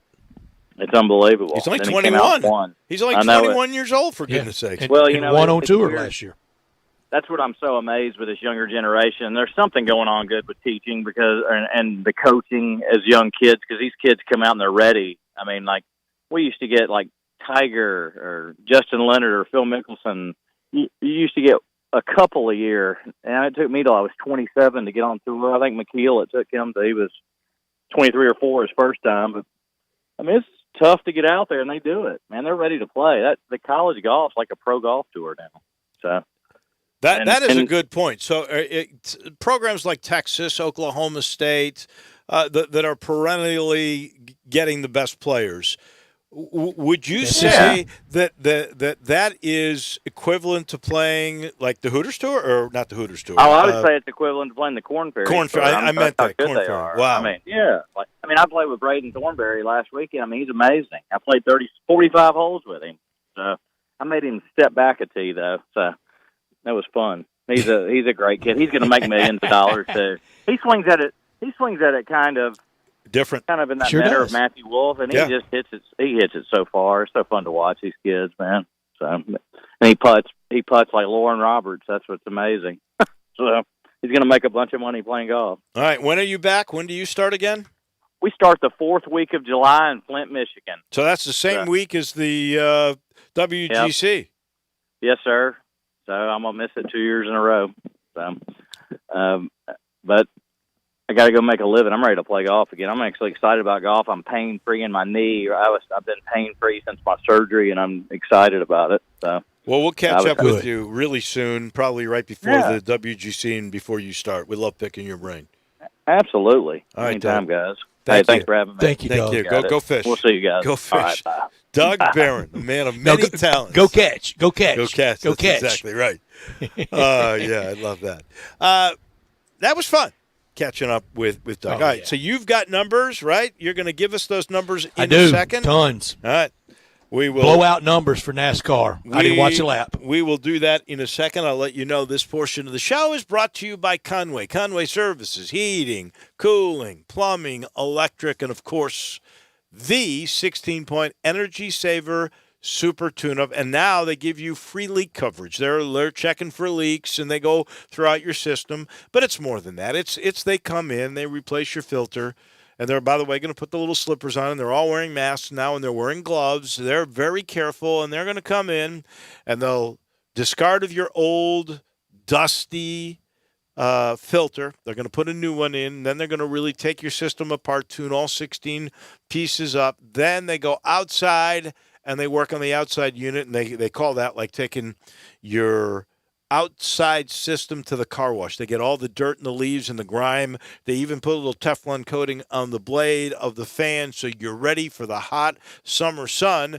Your system's going to last a lot longer. Your house is going to be cool at an efficient rate so you don't get killed by MLGW. It's really simple. 384-3511. Make your system last longer. Save money on your energy bill. Tune it up with Conway Services, heating, cooling, plumbing, and electric. So those numbers from NASCAR, I wonder if he's got the numbers on the golf. We'll find out in a minute as you listen to Sports Time on Sports 56. The word is out about R&R on Sports, where you've heard interviews from Ken Griffith Jr., Dr. J, Hank Aaron, and many, many more. Right here, R&R on Sports, Saturday mornings, 9 a.m., Sports 56, 96.1, and 87.7. Don't miss it. I'm John Conway with Conway Services. Do you have to add Freon to your air conditioner every summer? Good news, it's Super Tune-Up time at Conway Services. We'll come out and perform our exclusive 16-point Energy Saver Super Tune-Up on your air conditioning system for only $69 with a Freon leak check. That's right, Conway Services exclusive 16-point Energy Saver Super Tune-Up for only $69 with a Freon leak check. We'll remove years of dirt, grime, and leaves from your air conditioning system. It's like taking your air conditioner to a car wash, all for only $69. If you have an air conditioner that leaks Freon every year, with Conway Services Super Tune-Up, we'll include a leak check at no charge. If that's not enough, we'll treat your unit with a special Teflon coating to help protect against the hot Memphis sun.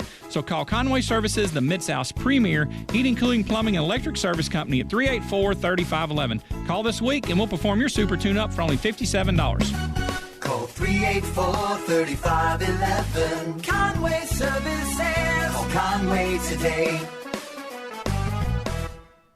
I'm Dr. George Flynn with an update on the skin clinics and COVID-19. We continue to be open for elective medical procedures such as Botox, Scarlet, and Agnes. And we thank you for abiding by our new safety protocols and for your patience with longer than average times for appointments. We're still having reduced appointment times for the safety of our clients and staff. At this time, after consulting with outside medical experts also and following the community guidelines, we believe it best to wait to offer aesthetic services such as brow shaping, waxing, and facials. We look forward to offering these services as soon as possible. The Skin Clinics is currently accepting names for a waiting list that we will use to fill appointment times when we can begin offering these services and these procedures. Call us at 345-7546. That's 345-SKIN to book your medical procedure or to get on the waiting list for aesthetic treatments. Thank you, and we look forward to seeing you soon.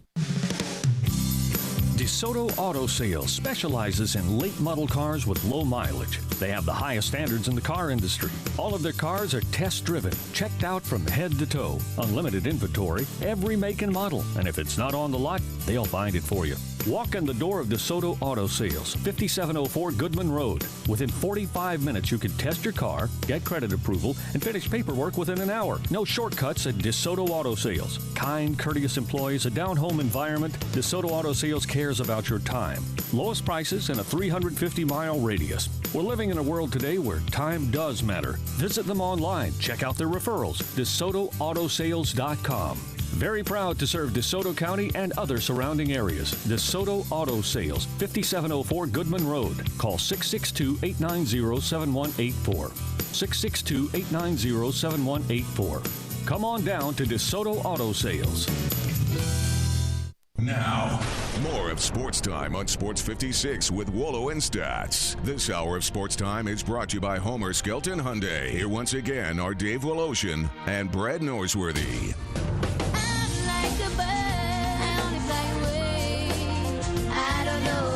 Welcome back into the Family Leisure Studios. So, NASCAR got unbelievable numbers. Brett's got them. What I thought was pretty interesting is Kevin Harvick. That was his 50th NASCAR win. I don't think there's that many drivers that have won 50 or more races. So that was historic. I didn't realize that. Yeah. It is. And I'm sorry, and I don't know his first name. I know the last name was Newman that had the very bad accident at Daytona. Ryan Newman, I think it's Ryan Newman, isn't it? Did he race yesterday? I don't know. I'm he sorry. said he was getting in. Somebody texted us who might know that. He came in at Daytona on his head on fire. So I'm glad he's fine. NASCAR's return drew 6.32 million viewers, up 38% over the last race prior to the shutdown, and a 3-year high for races other than the Daytona 500. 6 markets grew their NASCAR viewership by at least 100% yesterday compared to the last race before the shutdown. Such noted hotbeds of NASCAR: Los Angeles up 150%, San Francisco 130%, Chicago 127%. And they canceled the event in Chicago. Did you know that? They took it off the schedule. Wow, that's surprising. Philadelphia up 112%, Milwaukee and Providence up 100%. Then no real surprise, and I want to attribute Michael Mulvihill from Fox PR with all these numbers. No real surprise in the list of top markets for Darlington. Greensboro 9.5 rating, Charlotte 9.1, Indianapolis 8.9, Jacksonville 8.9, Charlotte 9.1, Indianapolis 8.9, Nashville 6.7, Jacksonville 6.4, and the viewership Average viewer watched 113 minutes. Wow. Average of 3 prior races had been 92. So they got there and they stayed, and that's magic in the advertising world. It is, and I wonder if we'll see. We get a text who says yes, Newman did race yesterday. Good. He said he was going to get right back in. Is that my goodness? Is that the bravest guy that we've seen in sport in a while? I'm serious, or you could say the nuttiest. I don't know, but you look at that accident and you go, "How did he survive?" And how many weeks later? 2 months later. Here's Last Dance numbers. Episode 1 drew 6.34. Right. Episode 3, 6.14 million. Right. Episode 9, 5.9. Episode 2, 5.79. Episode 5, 5.79. Episode 4, 5.66. Episode 10, 5.4. NASCAR beat Last Dance. Episode 7, 534. Episode 6, 521. Episode 8, 492. So basically, the lowest one was 5 million people. Correct. 4.92. That's, You can live with that. I think if you had told ESPN those are the numbers you were going to get, where'd I sign? Exactly. And you know what? We're going to get more. We're getting this one on Lance Thomas and the cheating. We're getting one on Mark and Mike, Mark and Sammy. And that's another cheating thing, I guess. And we'll get Tiger on Golf Channel. And then we're going to get the other one that ESPN is doing. Bruce Lee. On Bruce Lee, called Water. I don't know why it's water, but Dave, I think coming out of the virus, a true golden age for sports is ahead. If fans can go in the stands, I agree. Well, and a vaccine. And that news, again, thanks to Moderna, if I'm pronouncing that correctgoing we thank you for that hope. You're on today. your own on that one. I know. Good luck, Dave. Go get them. We're going to have some fun. Professor Reggie Williams, you heard me right. And he is next on Sports Time.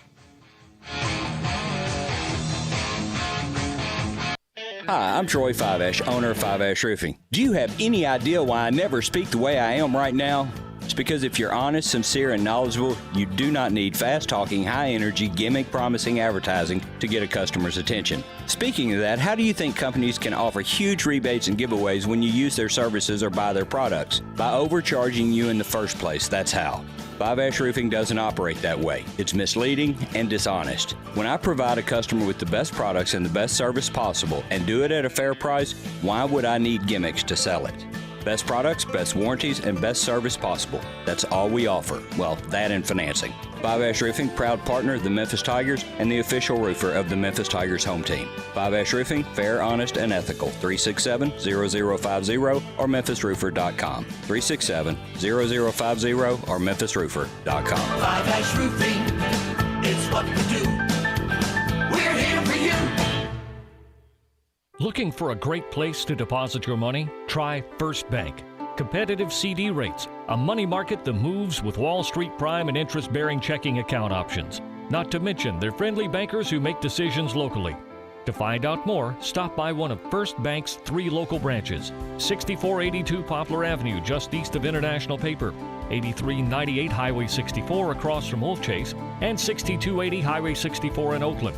Or visit firstbankonline.com. Member FDIC. I want to invite you to come by the Spirit Shop. You know, that little log cabin on Poplar, your liquor and wine oasis. The Spirit Shop has been providing sports fans their beverage needs since way back in 1969. So come in now and get ready for the big game. Whether your favorite team wins or loses, the Spirit Shop will help you celebrate or ease that pain away. The Spirit Shop is open every day, and they're located perfectly at 4848 Poplar. That's the corner of Poplar and St. Nick. Hey folks, I'm Jarrett Carter. My family recently purchased East Memphis Ace Hardware at Quince and White Station, and we're excited to offer the best selection of Big Green Egg and Traeger grills. And then don't forget about our Benjamin Moore Paint Studio and the Garden Center for flowers. Save 60% with our new Duracell key fob replacement program. We have a master locksmith service as well as glass cutting and screen repair. East Memphis Ace Hardware, located at Quince and White Station behind Three Little Pigs.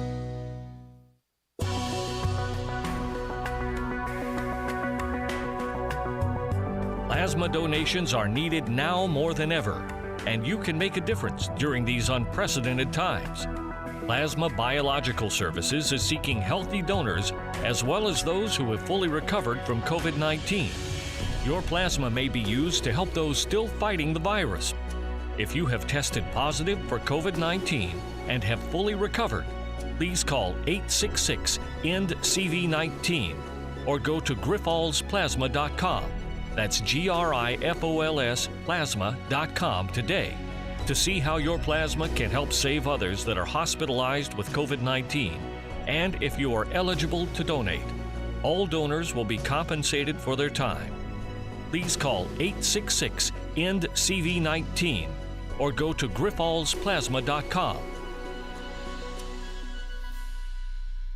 Upgrade to luxury. Visit the Umansky Luxury Complex at Ridgeway at 385. Umansky Maserati and Alfa Romeo, Lincoln of Memphis, and Acura of Memphis. One convenient location for incredible brands. Ridgeway and 385. Come see the Italian race-inspired performance of the Stelvio and Ghibli, precision-crafted performance of the RDX and MDX, or the amazing new Aviator, Navigator, or Nautilus. Rates as low as 0%. Payments from $279. 90 days until your first payment at the Umansky Luxury Complex at Ridgeway and 385. Well qualified buyers, offers cannot be combined.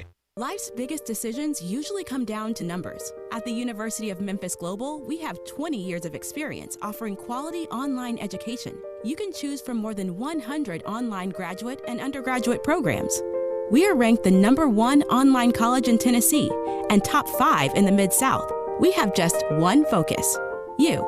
We give you the path to a better future, and it's 100% online. Learn more at uofmglobal.memphis.edu. Listen Sundays at 11 a.m. to join Idlewild Presbyterian Church for worship. Idlewild is a PCUSA church located in Midtown Memphis. We are Sports 56 WHBQ Memphis, WIVG-FM Tunica Memphis, and WPG-FLP Memphis, Flynn Broadcasting Stations. Welcome back to Sportstime on Sports 56 with Wolo and Stats. This hour of Sportstime is brought to you by DeSoto Auto Sales. Here once again are Dave Woloshin and Brett Norsworthy. Final hour on this Monday afternoon, and we will visit with an old, trusted, dear friend, now a professor of baseball. We always knew he was a professor of baseball, our friend Reggie Williams. He's coming up after I tell you about the title sponsor of this hour, and that's our friends down at DeSoto Auto Sales at 5704 Goodman Road. You can visit them online at DeSotoAutoSales.com. Very proud to serve DeSoto County and the surrounding area. They want to be among the very first to wish everyone a solemn remembrance and respectful consideration of Memorial Day next Monday. Down at DeSoto Auto Sales, all the cars checked out from head to toe, more than 5-point inspection of every car from bumper to bumper, unlimited inventory, every make, every model. If it's not on the lot, they'll go out and find it for you. At DeSoto Auto Sales, where you're treated like family by very kind, courteous employees with a laid-back atmosphere, down-home environment, no high-pressure sales at DeSoto Auto Sales. They care about your time. They know we're living in a world today that time matters, and that's why they want you to enjoy the ultimate car experience. You walk in, test drive your car, credit approved, paperwork completed, and you're gone in about 45 minutes. Unbelievable. Lowest prices in a 350-mile radius at DeSoto Auto Sales, 662-890-7184. Come on down to DeSoto County for that town and country experience at DeSoto Auto Sales. I've known our next guest as a guy who did a lot of civic community service. I've known him as a broadcaster right next to me. I've known him as a ball player. And now I know Reggie Williams as Professor Williams. Reggie, great. What's going on, Dave? Great to chat with you. How in the world did this work out with you and the University of Memphis? What a deal. Yeah, it is. First of all, hello. How are you doing, Brett and Dave? Hey, Reggie. Doing great. Really a good friend of mine who's been, I guess, a fan for a long time, Kurt Hart. Is a professor out at the university, and he teaches a couple of sports classes, and he's a big baseball fan, and he and I have been working together, just when I was with the Redbirds, et cetera, and he asked me if I would be interested in teaching a class during the off season because I currently work in baseball, and generally when I come home in the off season around September, October, I have free time, so to say. I usually teach in the school system as a substitute. But he asked me if I'd be interested in teaching at the University of Memphis, and I said sure. So he gave me some information on what we would be teaching, and when he told me it was going to be the story of baseball and the history of baseball, I mean, it was a natural for me. And I told him, yes, I'd be more than happy to do it. And 3 years now, I've been doing this as an off-season gesture and love it every. As a matter of fact, Dave, one of your basketball students were in my class. Man, his name eludes me now. Precious. Precious was a class in my last class. Oh, good. Yeah. Precious. How come they didn't have these kind of good classes when I was in school, Reggie? I took ballroom dancing. How come I didn't get to take a baseball class? It may not have been offered at that time. Was Precious a good student? He was a very good student, actually, Dave. He did all of his assignments. He wrote some very good papers. I want to say he made a B in the class, and it wasn't a B that was just given. It was a B that was earned. I mean, he turned in all of his assignments on time, in time, and they did a good job of doing some responding on the courses because you had to also have some discussion with your group mates and so forth. So he did a really good job. I was very proud of him as an athlete. I am just so impressed with this latest class that you're going to do. It's all online, but and I don't know if this was Dr. Rudd's idea or Professor Hart's idea, but it's open to anybody that wants to take it for free. That is correct. That is correct. All you have to do is sign up online. I don't have the actual website on it as of right now, but you can sign up online at the University of Memphis, and it is free. And as a matter of fact, it starts this week. I know Kurt and I will be having a live session where we'll be talking live via Zoom. I presume that's the technology that we'll be using, but you can probably hear us and listen in as a student, and we'll be discussing particulars in baseball. Anybody can sign up. So I'll try to find out for sure. We'll get that on the air tomorrow, exactly how you sign up. But it's free to anybody that wants to learn about baseball from the best. That is correct, yes. Kurt is, I tell you, man, he is a wealth of knowledge when it comes to baseball. He just loves it. He used to work with the Baltimore Orioles, probably as a bird dog of some type. But, he's really knowledgeable as it relates to the history of the game, and I was just so impressed with his knowledge. It just made me a fan of his also as well. Reggie, where do you start with the story of baseball in teaching a class? Do you go back to old Abner himself, or how do you start on day one teaching a story of baseball? Well, it's amazing that you mentioned Abner because that's one theory that we're going to debunk, that Abner Doubleday was actually not the father, so to say, of baseball. Some gentleman, Alexander Cartwright, was a big part of it. Chadwick was also a big part of it in terms of Henry Chadwick is his name because even first official score.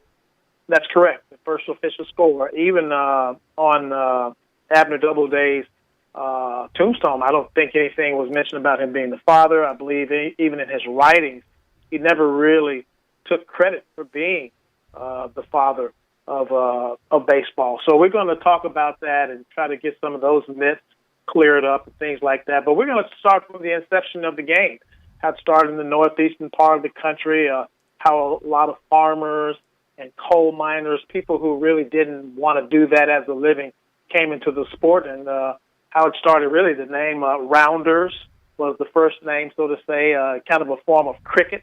And actually, a lot of people don't know that the first part of baseball started, the infield was actually in a square. Huh. If you turn a square around, it's a diamond. You put it on. It's a diamond, exactly. But baseball actually started with a square with the striker, who they call, which was the hitter, between home plate and first base. That's where he started at, and the pitcher was in the middle of the field and would actually lob the ball in to the striker. So it's a lot of interesting history and a lot of information about the game, and I'm just excited to share this information with those who decide to sign up for the course. That is interesting because I've always heard this debate now. When they found new artifacts, geological digs, some people think the game really was invented by Indian tribes in the Northeast. Or they did play. The Indians did play. They called it skinning, if I'm not mistaken. But the Indians, as a matter of fact, Lewis and Clark, on their expedition across the country, at times played baseball, believe it or not, with the Indians. Fascinating wow, stuff. Reggie, that is amazing. That is amazing stuff. Don't tell Mike Shannon Abner Doubleday didn't invent the game, because it would ruin one of his great takes late in the game when things get crazy and he says, "Oh, Abner's done it again," hasn't he? Don't tell Mike Shannon that. Reggie, you've been around the sports your entire life, and we talk about the history of baseball. How daunting, how apprehensive are you about the future of baseball? Are you the good kind of scared or the scared kind of scared? Well, Brett, baseball, it's woven into the American culture. Probably one of the first professional sports that I can think of, way back in the 1850s, 20s. I think the first professionals actually were the Cincinnati Reds, the team that I worked for. Last year was our 150th year of playing. But as it relates to the future of the game, I know the collective bargaining agreement is coming up very soon here, and that may be a little contentious. There's even some issues right now as we try to deal with this COVID-19 and getting back to baseball with relations to the monies involved, how the players will be paid, whether it be prorated or whether it be a 50-50 split of revenues. That's kind of right now being settled behind closed doors and to some degree out in the media as well. But I think baseball, it should be okay. I don't see any barriers or hurdles that would hurt the game. But I will say this: baseball is really trying to do some things to try to hasten the pace of the game. We live in a world now where it's click, Snapchat. Everything is so fast now, and baseball is not one of those sports that's fast like basketball or like football. Every play there's action. Basketball up and down the court. Baseball is a game really like the game of life. It just kind of evolved, and it's a social game because the fans tend to sit in the stands and talk about other things in baseball, and then all of a sudden something happens.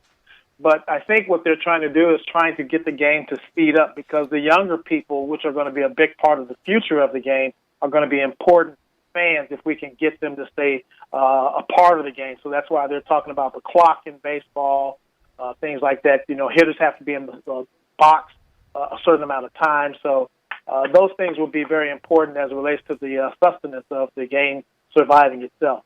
In the new protocol that they've written up to try to get this thing back going, probably without fans, there's, no finger licking. Well, that was supposed to have happened years ago. But we're talking no spitting, no sunflower seeds, no high fives, no high fives, no fist bumps. Low fives. How about this? No showers at the ballpark. It's going to be very, very different. I even guys on the bench, where I believe, I'm not mistaken, have to wear masks. Umpires, masks, probably catchers as well, because they're, not necessarily socially distant, because they're right on top of each other. So there are a lot of changes that are going to go to the game, and then not playing in front of fans, that will certainly be different. So it's going to be a change in, the hotels, and also, too, they're restructuring. I'm sure you heard about that. The 30 teams are going to be in 3 divisions, so it'll be regional play.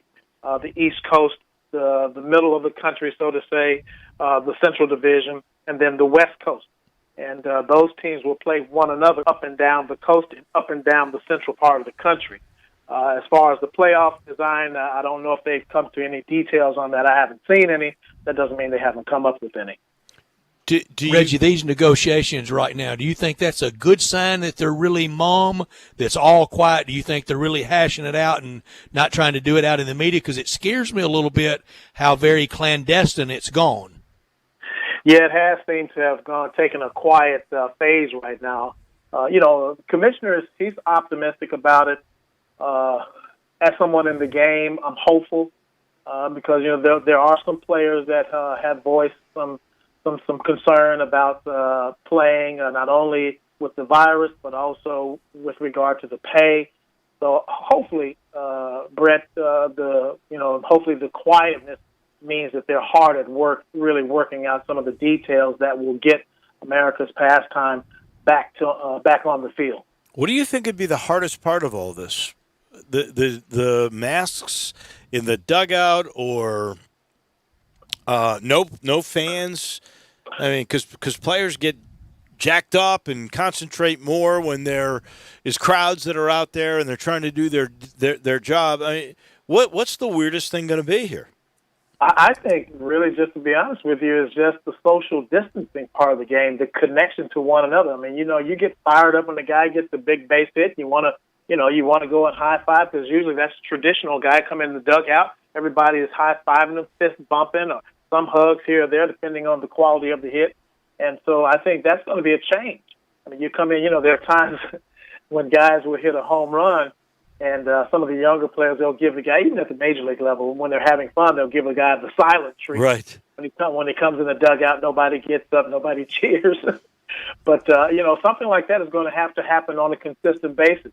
And then what happens if someone does test positive? What are going to be the ramifications of that? So I think that's going to probably be one of the toughest parts, really dealing with the virus. It's an invisible enemy.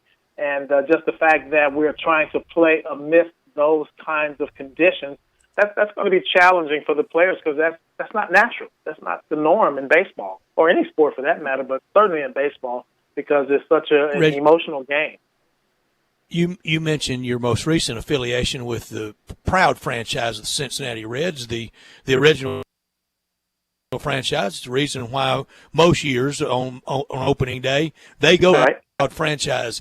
You were here with the Cardinals. How many different organizations, whether playing or working, coach, any affiliation, how many different organizations have you been associated with? Well, I started with the Dodgers, went to the Cleveland Indians and played there. After that, I worked with the Memphis Redbirds, which is a St. Louis Cardinals affiliate. I also played in the minor leagues for the Texas Rangers. I played for the Pittsburgh Pirates. And I've also worked with the Houston Astros for a brief moment, and now the Milwaukee Brewers, and then also the Cincinnati Reds. Those are the teams that I've been affiliated with in my baseball career as well. That's amazing. What do you? That says a lot for you, Reggie. Yeah. What are you doing for the Reds? Actually, I'm a minor league instructor. I coach actually here in the state of Tennessee with their rookie league team in the very venerable league, the Appalachian League. Yeah. And it's kind of amazing, because when I was drafted twice, I was blessed to be drafted twice, once by the Cardinals. And I would have been playing in Johnson City. And Johnson City has been a staple of the Appalachian League. And then we play out of Greenville, which is a very small college there, but it's a very private, very nice college called Tusculum University. And it's a hidden secret in the eastern part of the state of Tennessee. But that's where we play our home games. And we play Kingsport. And it's so amazing because we play Bristol. Bristol is the Pirates. And just recently they were talking about, with relations to the COVID-19 virus and the opening up of states. In Bristol, one part of the street is Tennessee. Mm-hmm. On the other side of the street is Virginia. Tennessee had opened up while Virginia was closed, and the customers, the people on Virginia side, could see the restaurants and so forth opening up. Wow. And they, on their side, could not open up. And it's just a matter of walking across the street. And it was so amazing. And I was thinking, man, I played there. Well, I didn't play, but I worked there and played in the, we played at the Bristol Park, and Bristol is also a big racing part of the country, too. So that was very interesting in being there. And so, we travel over into Danville. We also go to Burlington. And so it's some really good teams in that particular league. Is that league going to survive? Because I know they're cutting out 42 different minor league baseball cities over the next year or so. Is the Appalachian League going to make it? Well, that's a good question, Dave. Nothing has been coming down the pipeline as of yet. We are aware that there will be some reduction in minor league teams over the next year or so. So we're not sure. It would be very sad to see such a league go because, like I said, you have the Kingport Mets there, you have the Cardinals there, you have the Royals, the Braves, you have also the Tampa Bay Rays affiliates there, our team, the Cincinnati Reds, some very good quality teams there. So I'm not sure, Dave. Nothing really has been put out on the forefront which leagues or teams will be affected, but there are some reductions coming to minor league baseball. That is correct. Unfortunately. I would hate that. Yeah, that is unfortunate. Boy, Reggie, we miss you at AutoZone Park every night and miss listening to you, but fun to catch up with you today. It's going to be almost impossible to make Major League Baseball predictions when they come around with all the teams kind of all jumbled up and no leagues. Do you think going forward American League and National League will be a thing of the past? Will it just be Major League Baseball? I don't think so. I think they'll stay with the tradition of both leagues. There may be some changes, though. There may be, at some point, a clock put in for pitchers to get their pitch off at one time, under a certain amount of time. I think the DH may creep into it. I like the National League myself as a strategist and as a baseball purist, but the DH may come into play because it can prolong some hitters' careers. And I'll share this with you. Even this year, I know now, I know in our league, and I think it's being done in some of the minor leagues as well, with left-handed pitchers. They have this balk motion. Well, this year in our league, the left-handed pitcher must step off the rubber in order to throw to first base. He cannot give that 45-degree angle toward the first base line, as they say, and throw over to first or some balk and throw home. He has to step off the rubber, and that's to speed up the game. That gives people like myself who are a base runner, that's heaven, because now I know if I'm going to steal a base, he has to step off that rubber. Otherwise, if I'm a base stealer and you got a lefty on the mound, he doesn't have to step off the rubber. He can give you, especially at the minor league level, because they only have two umpires, one at home plate, one in the middle of the field.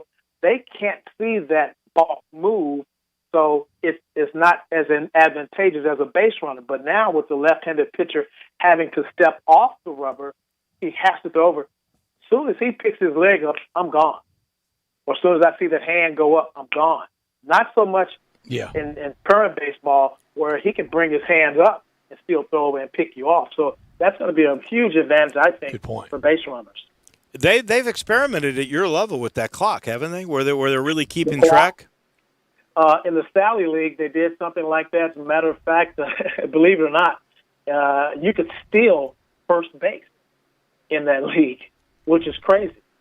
How did you do that? If the ball gets behind the catcher and you're swinging or what have you, or if it gets by the catcher on second strike or so forth, and you got an 0-2 count or whatever, you can run to first base, and if you get there before he throws you out, you're on. Wow. It's amazing. Right, I don't know if I'm ready for that, Reggie. Yeah, I'm not ready for that one either. They even talked about moving, and I believe they did move the mound back about a foot or two to see how that would affect the game as well. So there are some different changes in the Sally League. I didn't keep up with it as much because, to me, that wasn't real baseball, so I didn't really keep up with it, but I do know that league did experiment with some changes to the game to see how it would impact the pace of play. Well, I hope you guys are back. I really do. It doesn't look like there's going to be much minor league baseball this year, even with the big guys coming back. But I certainly hope the Appalachian League is still there. I've gone through years ago, in the summer, and you're traveling, and that neck of the woods is so beautiful. And it is. You can take find your hotel, and then there's a ball game. And you go, and it is fantastic. It really is. Reggie, best of luck to you. We'll stay in touch with you. Can't wait to hear about your class. It's free for everybody. We'll try to get you that website. and you're always giving back, Reggie. We appreciate that about you. You're quite welcome. I appreciate you guys having me on the show, and I, too, am looking forward to hopeful some baseball this summer. As they say, hopefully we'll get the boys of summer back on the field. Absolutely. He's Reggie Williams. Thanks you, Reg. Thanks, Dave, and you too, Brett. Thank you, Reggie. Always fun to visit with Reggie Williams. You're right, Dave. What a giver. He loves the game, and he gives back. Hey, everybody, our friends at All-Star Chevrolet in Olive Branch, they say congratulations to the high school and college class, the graduates of 2020, and a great time to help your grad get a new or pre-owned Chevy. And if you're ready to get that new Suburban, Tahoe, Silverado, Blazer, or even pre-order one of those hot new Corvettes, All-Star Chevy in Olive Branch, that's where you want to be. The people at All-Star Chevy, they make it fun, easy, and safe. Whatever makes you comfortable. They'll even bring any All-Star Chevy car, truck, or SUV to you, and you'll pay a lot less than any of those city dealers.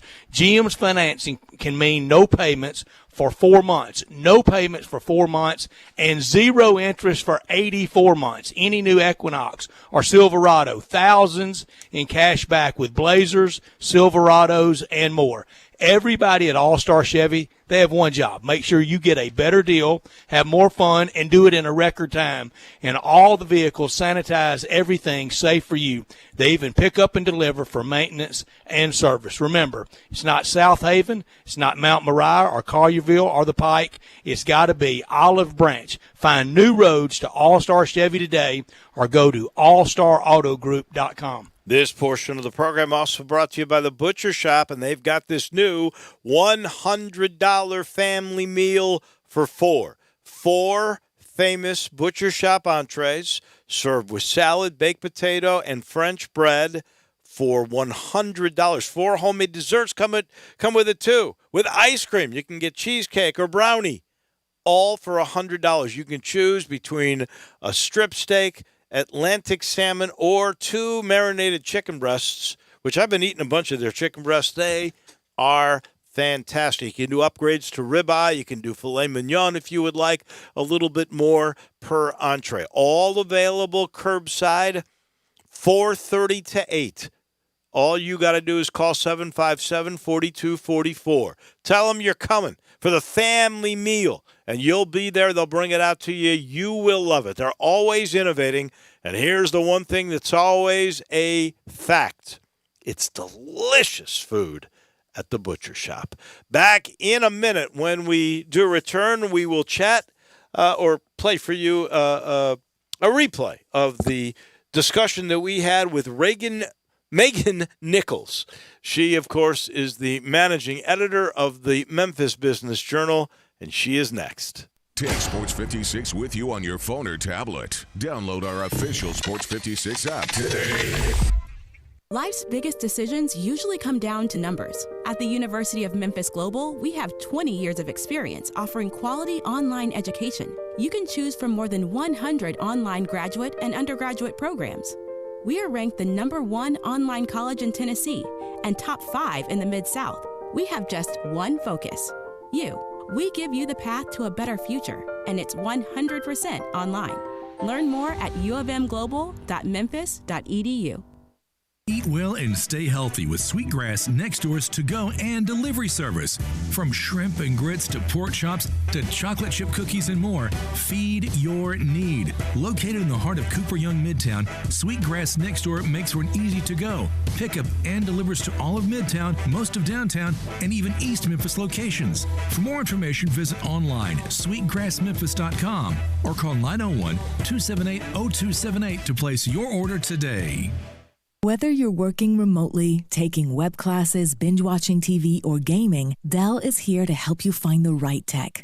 From XPS and Alienware computers that are redefining what's possible with 10th-gen Intel Core processors to the latest top-brand electronics, our seamless tech solutions will help keep you connected. Plus, get free shipping. Call us today at 800-BY-DELL. That's 800-BY-DELL. Welcome back to Sports Time on Sports 56 with Wolo and Stats. This hour of Sports Time is brought to you by DeSoto Auto Sales. Here once again are Dave Woloshin and Brett Norsworthy. Cruising through a very positive day with good news about a vaccine and the stock market going up. Shelby County testing, less people being tested, positivity rates going down. Phase 2 of the city reopening. How about that? That is all very positive. So glad we could share all of that with you today here on our show. It's brought to you in part by the Spirit Shop. The great thing about the Spirit Shop is they're open every day, it seems, to make sure your spirits are nice. If you're looking for that great bottle of wine, maybe it's a bargain, maybe it's a classic, they've got it, and they'll bring it to you curbside. If you're looking for accessories, they've got that. Beer, bourbon, tequila, vodka, gin, premium, or a bargain. Just talk to Eddie Connor or his daughters. They'll steer you in the right direction. If they can't find in the store what you're looking for, they'll call and make sure they do. They've been doing this since 1969. They understand the business. They know exactly what it is all about, and they love educating you. Eddie Connor will sit down and talk. He'll talk spirits with you all day long. I know you just want to get in and out. All you have to do is drive up, tell them what you want, and they'll bring it to you. Or better yet, call, even exchange the number over your telephone call, and they bring it right out to you. Very, very conscious about sanitation and distancing. They do it the right way, and they're still doing. Are they ever going strong? That's the Spirit Shop, that little log cabin, Poplar and St. Nick, 4848 Poplar, just down from Clark Tower. Go and enjoy. A little bit earlier, we had a chance to speak with Megan Nichols. She's the Memphis Business Journal's managing editor. This is the second time that we have had her on, and how has the pandemic changed in the last 5 weeks, we wondered. Thank you guys for having me back. It's kind of hard to believe it's only been 5 weeks. I feel like time right now is just a very interesting thing.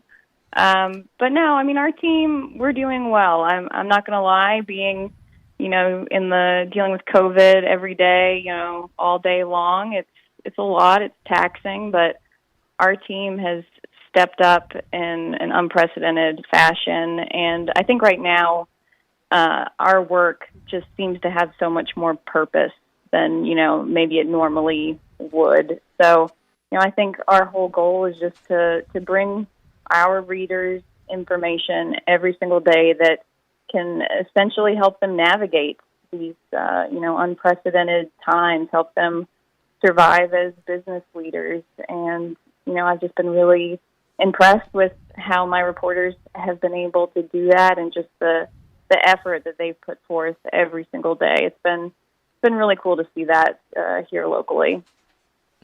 It's been fun to follow your coverage, or very insightful and interesting. Some of it is not fun. Some of it is not so tidy, but sometimes the news breaks that way. Megan, this is almost impossible to know, but when do you think, not only on the front page, but even below the fold, the old way we thought of a front page of a newspaper, right, when will COVID-19, the virus, not be on the front page and maybe not at minimum below the fold? Like you said, that is a very hard question. I wish I could put a date on that. I think if anybody could, they can predict the future.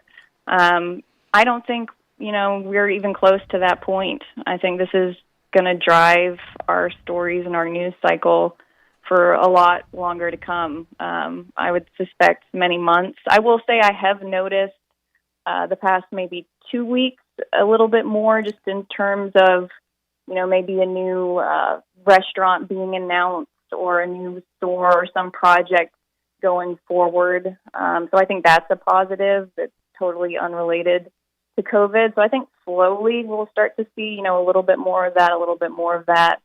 But, like you said, I think this is going to be, our new normal for a lot longer. Yeah, I am afraid so. As you looked at, I'm sure the trends, especially with the hospitality business, even with the news today that a vaccine might be here somewhat soon, how slowly do you think we start to really come back? Or what are you hearing from your writers and from the business leaders that you talk to and inform on a regular basis as to how quickly in Memphis we might be coming back? Yeah, so I think it's going to be interesting. We have been I've been hosting these Straight Talk panels that we've been doing every week now for about the past 5 weeks. We started these, I think, the first time I talked to you guys. And so we're talking to, our first one was on the restaurant industry, and then we did a hotel one, and then the future of office space, and we talked to local tourist attraction leaders last week. So we've been trying to keep, a really good sense of what is going to be happening. And I think the biggest thing, and I thought it was really insightful, McLean Wilson, who, obviously Kemmons Wilson Company, he's the principal there.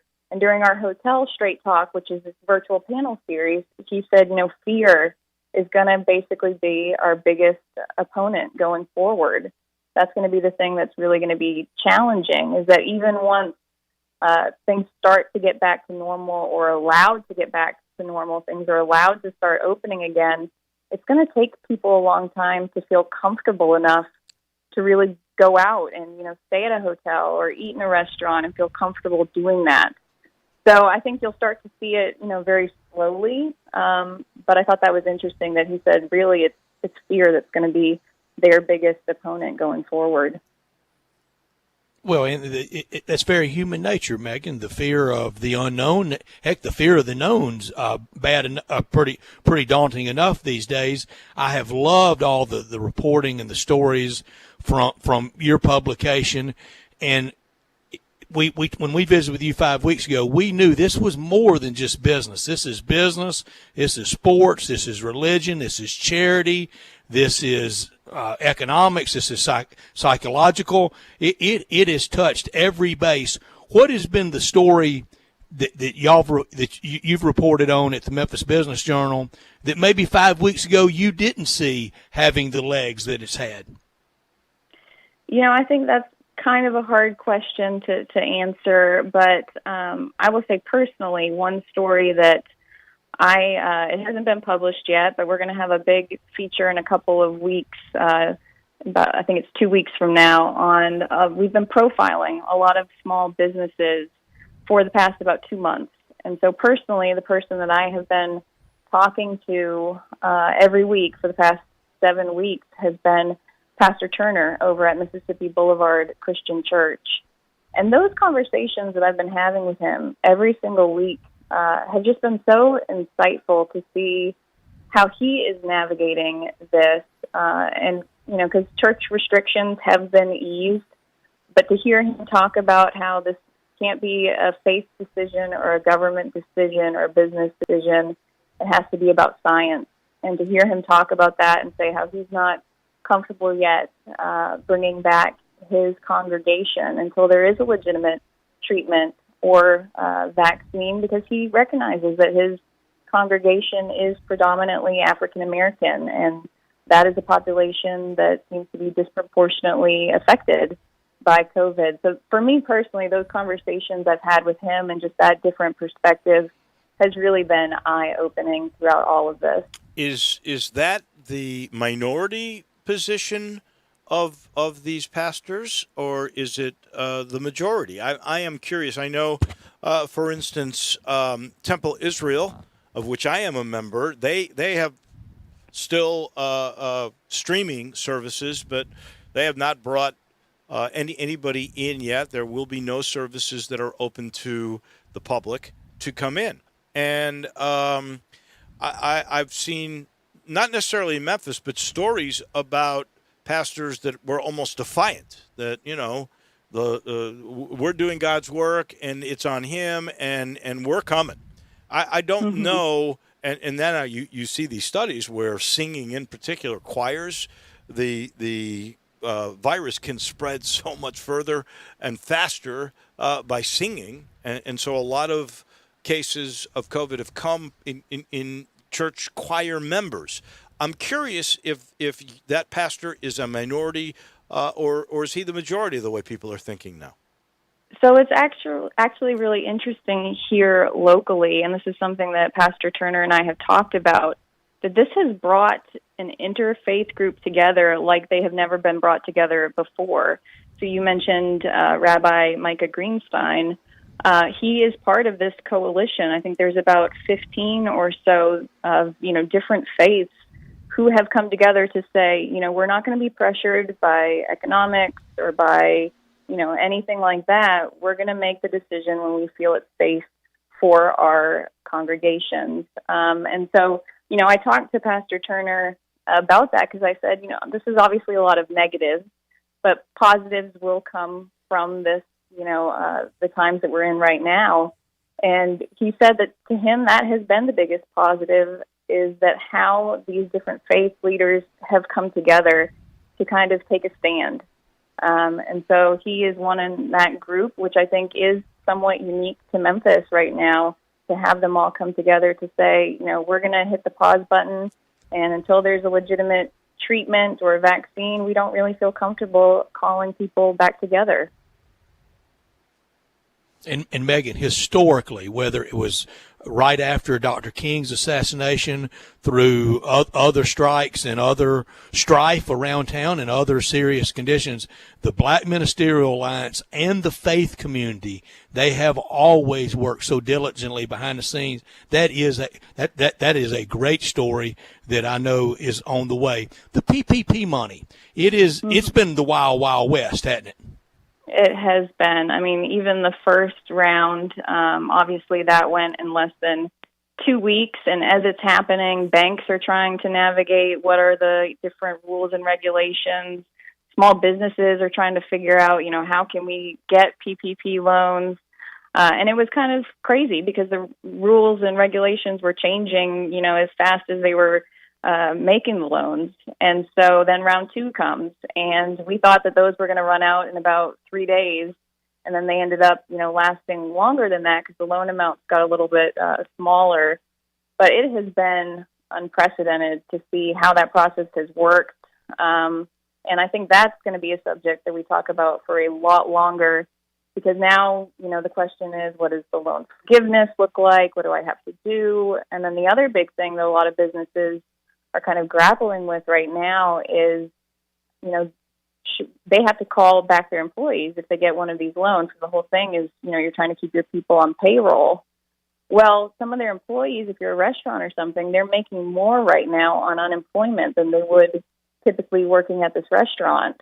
So that's another hard thing that everyone's trying to deal with, is when to call back my employees. And then if you offer them a job and they don't come back, you have to report them. And so I think this is going to be something that we're going to be talking about for years down the road. Unintended consequences. And I've heard stories like this from restaurant owners themselves. What do you really do? Now, that extra money, that stimulus money, that $600 on top of your $275 of unemployment, that has a shelf life to it, though. And I'm guessing that some of those workers are going, well, I can get my job back when this is done, but I'm going to cash in as much as I possibly can.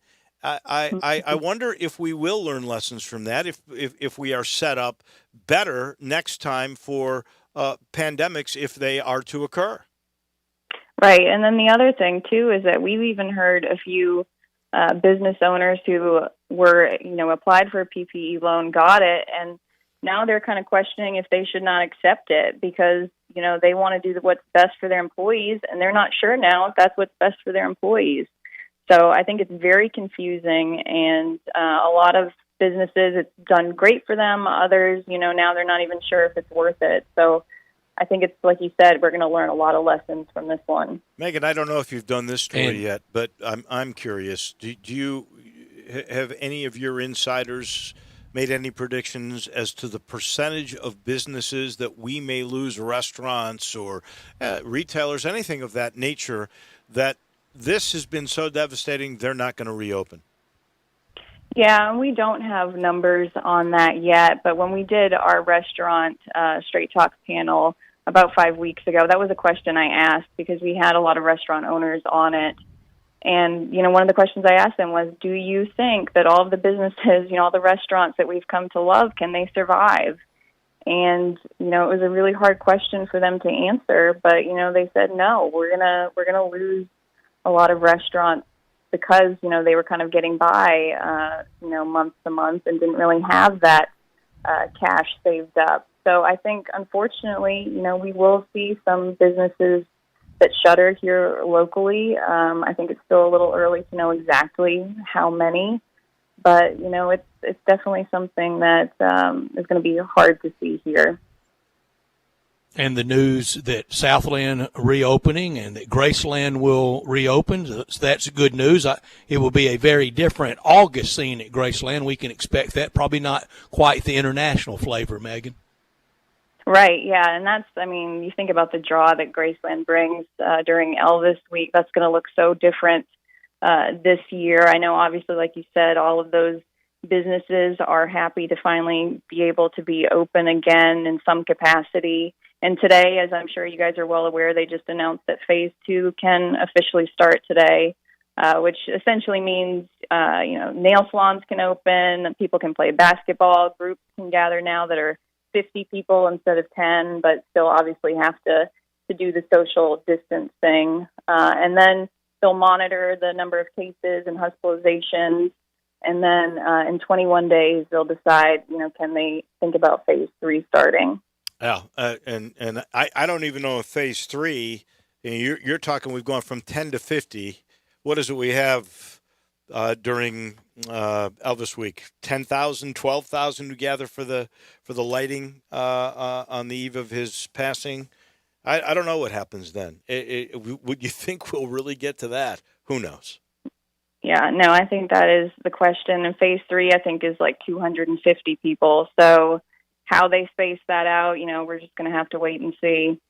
Megan, it's delightful, and maybe we'll catch up at another time. Depending on how this progresses, it might be more. But we always enjoy chatting with you. Thank you so much. Thank you, guys. I appreciate it. That is Megan Nichols. Thank you. And she is the managing editor of the Memphis Business Journal. Greg Gaston and Eli Savoy get you through the midday with Sports 56 Middays. Delivered by FedEx. Weekdays from 10 till 1 on Sports 56, 96.1 and 87.7. I'm here with the great Pat Donahue from the Rendezvous Restaurant Shipping Department. Thanks, Brett. We've been shipping our ribs all over the country now for decades from our USDA-inspected shipping kitchen in the Pinch District. We hand-cook our ribs in pits that Mr. Charlie built over charcoal, just like they do at the restaurant. So what comes in a rib box? We could do pork shoulder, we could do ribs, our sauce, seasoning, baked beans, coleslaw. We'll even throw in Pancho's cheese dip with our nacho boxes. We also put a bag of Rendezvous seasoned popcorn, heating instructions, some chef hats, some wet naps, and some other helpful tips from our kitchen. We ship our ribs overnight, exclusively FedEx. And we put them in nice packaging. We don't ever want to use styrofoam, so we use corrugated cardboard, actually 2 boxes that fit nice together, so the ribs get to you, your loved ones, or your clients in a safe, wholesome manner. Rendezvous ribs are perfect for out-of-town clients, customers, loved ones. We also ship ribs for any occasion. Where do we order these great ribs? You can go to www.hogsfly.com or give us a call at 1-888-464-7359. Charlie Burgos' Rendezvous Restaurant in the alley since 1948. Do you know one of the best things you can do for your employees or family's health? Provide Arctic Clear bottled water. Arctic Clear bottled water is your locally owned and operated bottled water provider. Arctic Clear is 100% natural spring water with free delivery and setup, dependable service, and no long-term contracts. What an easy choice. Call Jeff Manus today, 901-382-2363, or visit arctic-clear.com. Arctic Clear bottled water. Call now, 382-2363. That's 382-2363. Welcome back to Sports Time on Sports 56 with Wolo and Stats. This hour of Sports Time is brought to you by DeSoto Auto Sales. Here once again are Dave Wolosian and Brad Norsworthy. Come on, Muhammad, we hit fame. We busy with the deal, we get insane.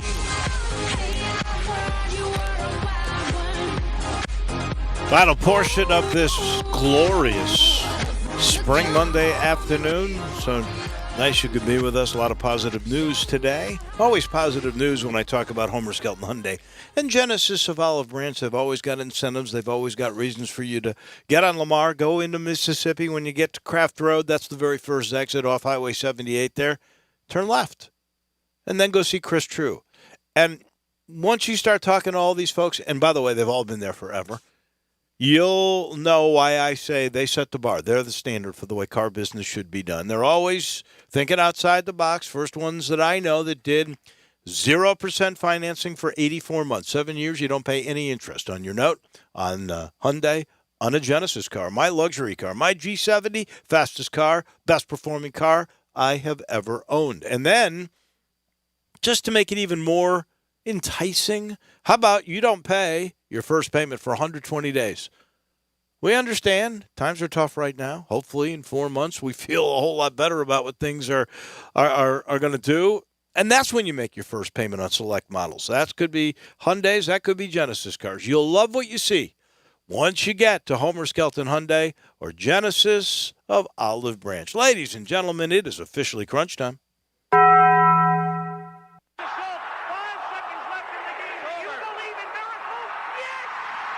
crazy, folks! Go crazy! This is for all the biggest crunch time. You are looking live. In your life have you seen anything like that? Take questions again for the student athletes at this time, please. What's happening, big dog? How you doing? Is this thing working? It's obviously crunch time. Hammer, nail, coffin. This baby is over. Woo! Woo! Time for Taco Bell Crunch Time. Taco Bell, home of the crispy tortilla chips, topped with a double portion of either seasoned beef or shredded chicken, plus refried beans, nacho cheese sauce, reduced fat sour cream, guacamole, and a 3-cheese blend.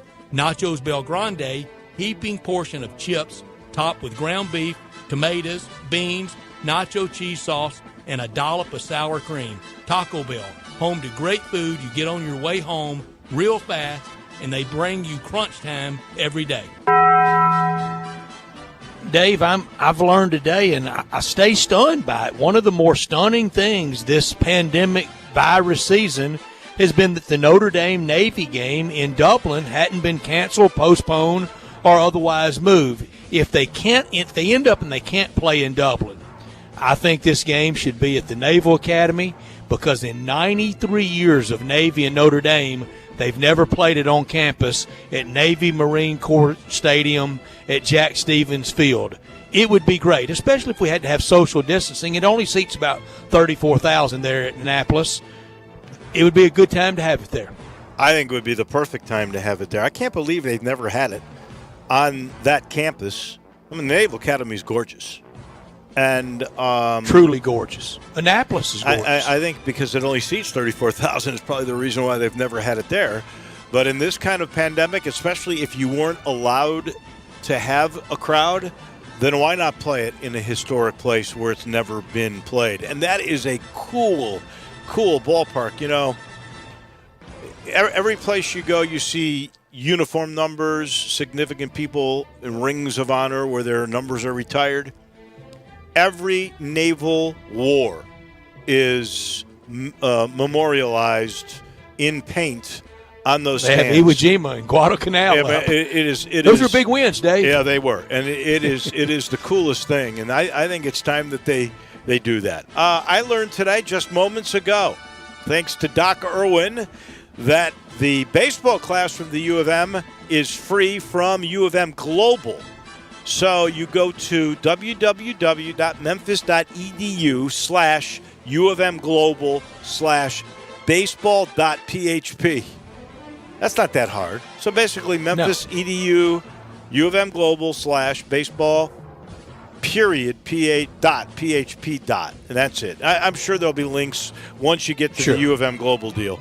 What a great idea. Yeah, or once you get to memphis.edu, you'll be able to get it there. That is really great. Also, since we're talking about positive news, this story just coming out, it was just sent in my email, and that is that 901 FC has been given clearance. They will start small group training sessions. So we might not get any kind of baseball at AutoZone Park, but there's still a chance we would get some soccer, some football. That'd be great. Yeah. Anything downtown, anything for anybody right now. Right. Dave could have done without this scandal, the Kentucky cheerleading scandal. The story, hazing among cheerleaders, hazing in anything is a relic of a bygone era. But the cheerleaders, hazing at Kentucky cheerleaders. And, Dave, I've spent all day thinking about this, and I hadn't been able to come up with a way. I'll spend all night doing it, too. I hadn't figured out a way yet to blame this on Calipari, but I will. Why not? He loves getting at it. But he got some views as a youngster on The Last Dance. That was my story that I could do without, because this is actually, it's pretty weird. This is a coaching staff. It's led by a guy named Jomo Thompson. You know, they're the best description I saw, I think it was in ESPN story. Alabama football. It is the Alabama of cheerleading. They have won 24 of the last 35 national titles. 24 of the last 35 national titles, not Palms, but cheer. They have won it. And their culture, they got basically the whole coaching staff, including this Jomo Thompson, all got canned because of the culture. It's not just hazing. How about public nudity and alcohol? Whoa. Wow. Unbelievable. Alcohol around a college campus. Here's what is this with Kentucky schools? I mean, Louisville? Be careful. Yeah. Now this, public nudity? Come on. Boy, don't you know their message boards are ripe tonight with innuendos at each other. Sorry for that phrase, ripe there, but keeping a close eye on a lot tonight. Yesterday's golf, I think the big winner was Seminole. Matthew Wolff, he was in the sand a lot. There was a lot of sand to be in. He found about every granule of it. Not a lot of shots from grass from him. I'm ready for Tiger Woods and Peyton and TB12 and Phil. The baseball negotiations, and we referenced it with Reggie Williams, they've hit a lull. I don't know if it's real snag, but they're giving a snail's pace a bad name. They need to get with it on the negotiations. The losses for baseball, if they play, are staggering, and if they don't play, it's nuclear. Well, we heard the commissioner say $4 billion is what baseball's ownerships would be hit by. $4 billion. Do you trust that Manfred wants to play, Dave? I think he does. I think both sides economically need it. Would they survive a year and even the loss of $4 billion? Yes, I think they would. But all 30 teams? Somehow collectively, I think that they would. You know, you got the Mets in there in a precarious position.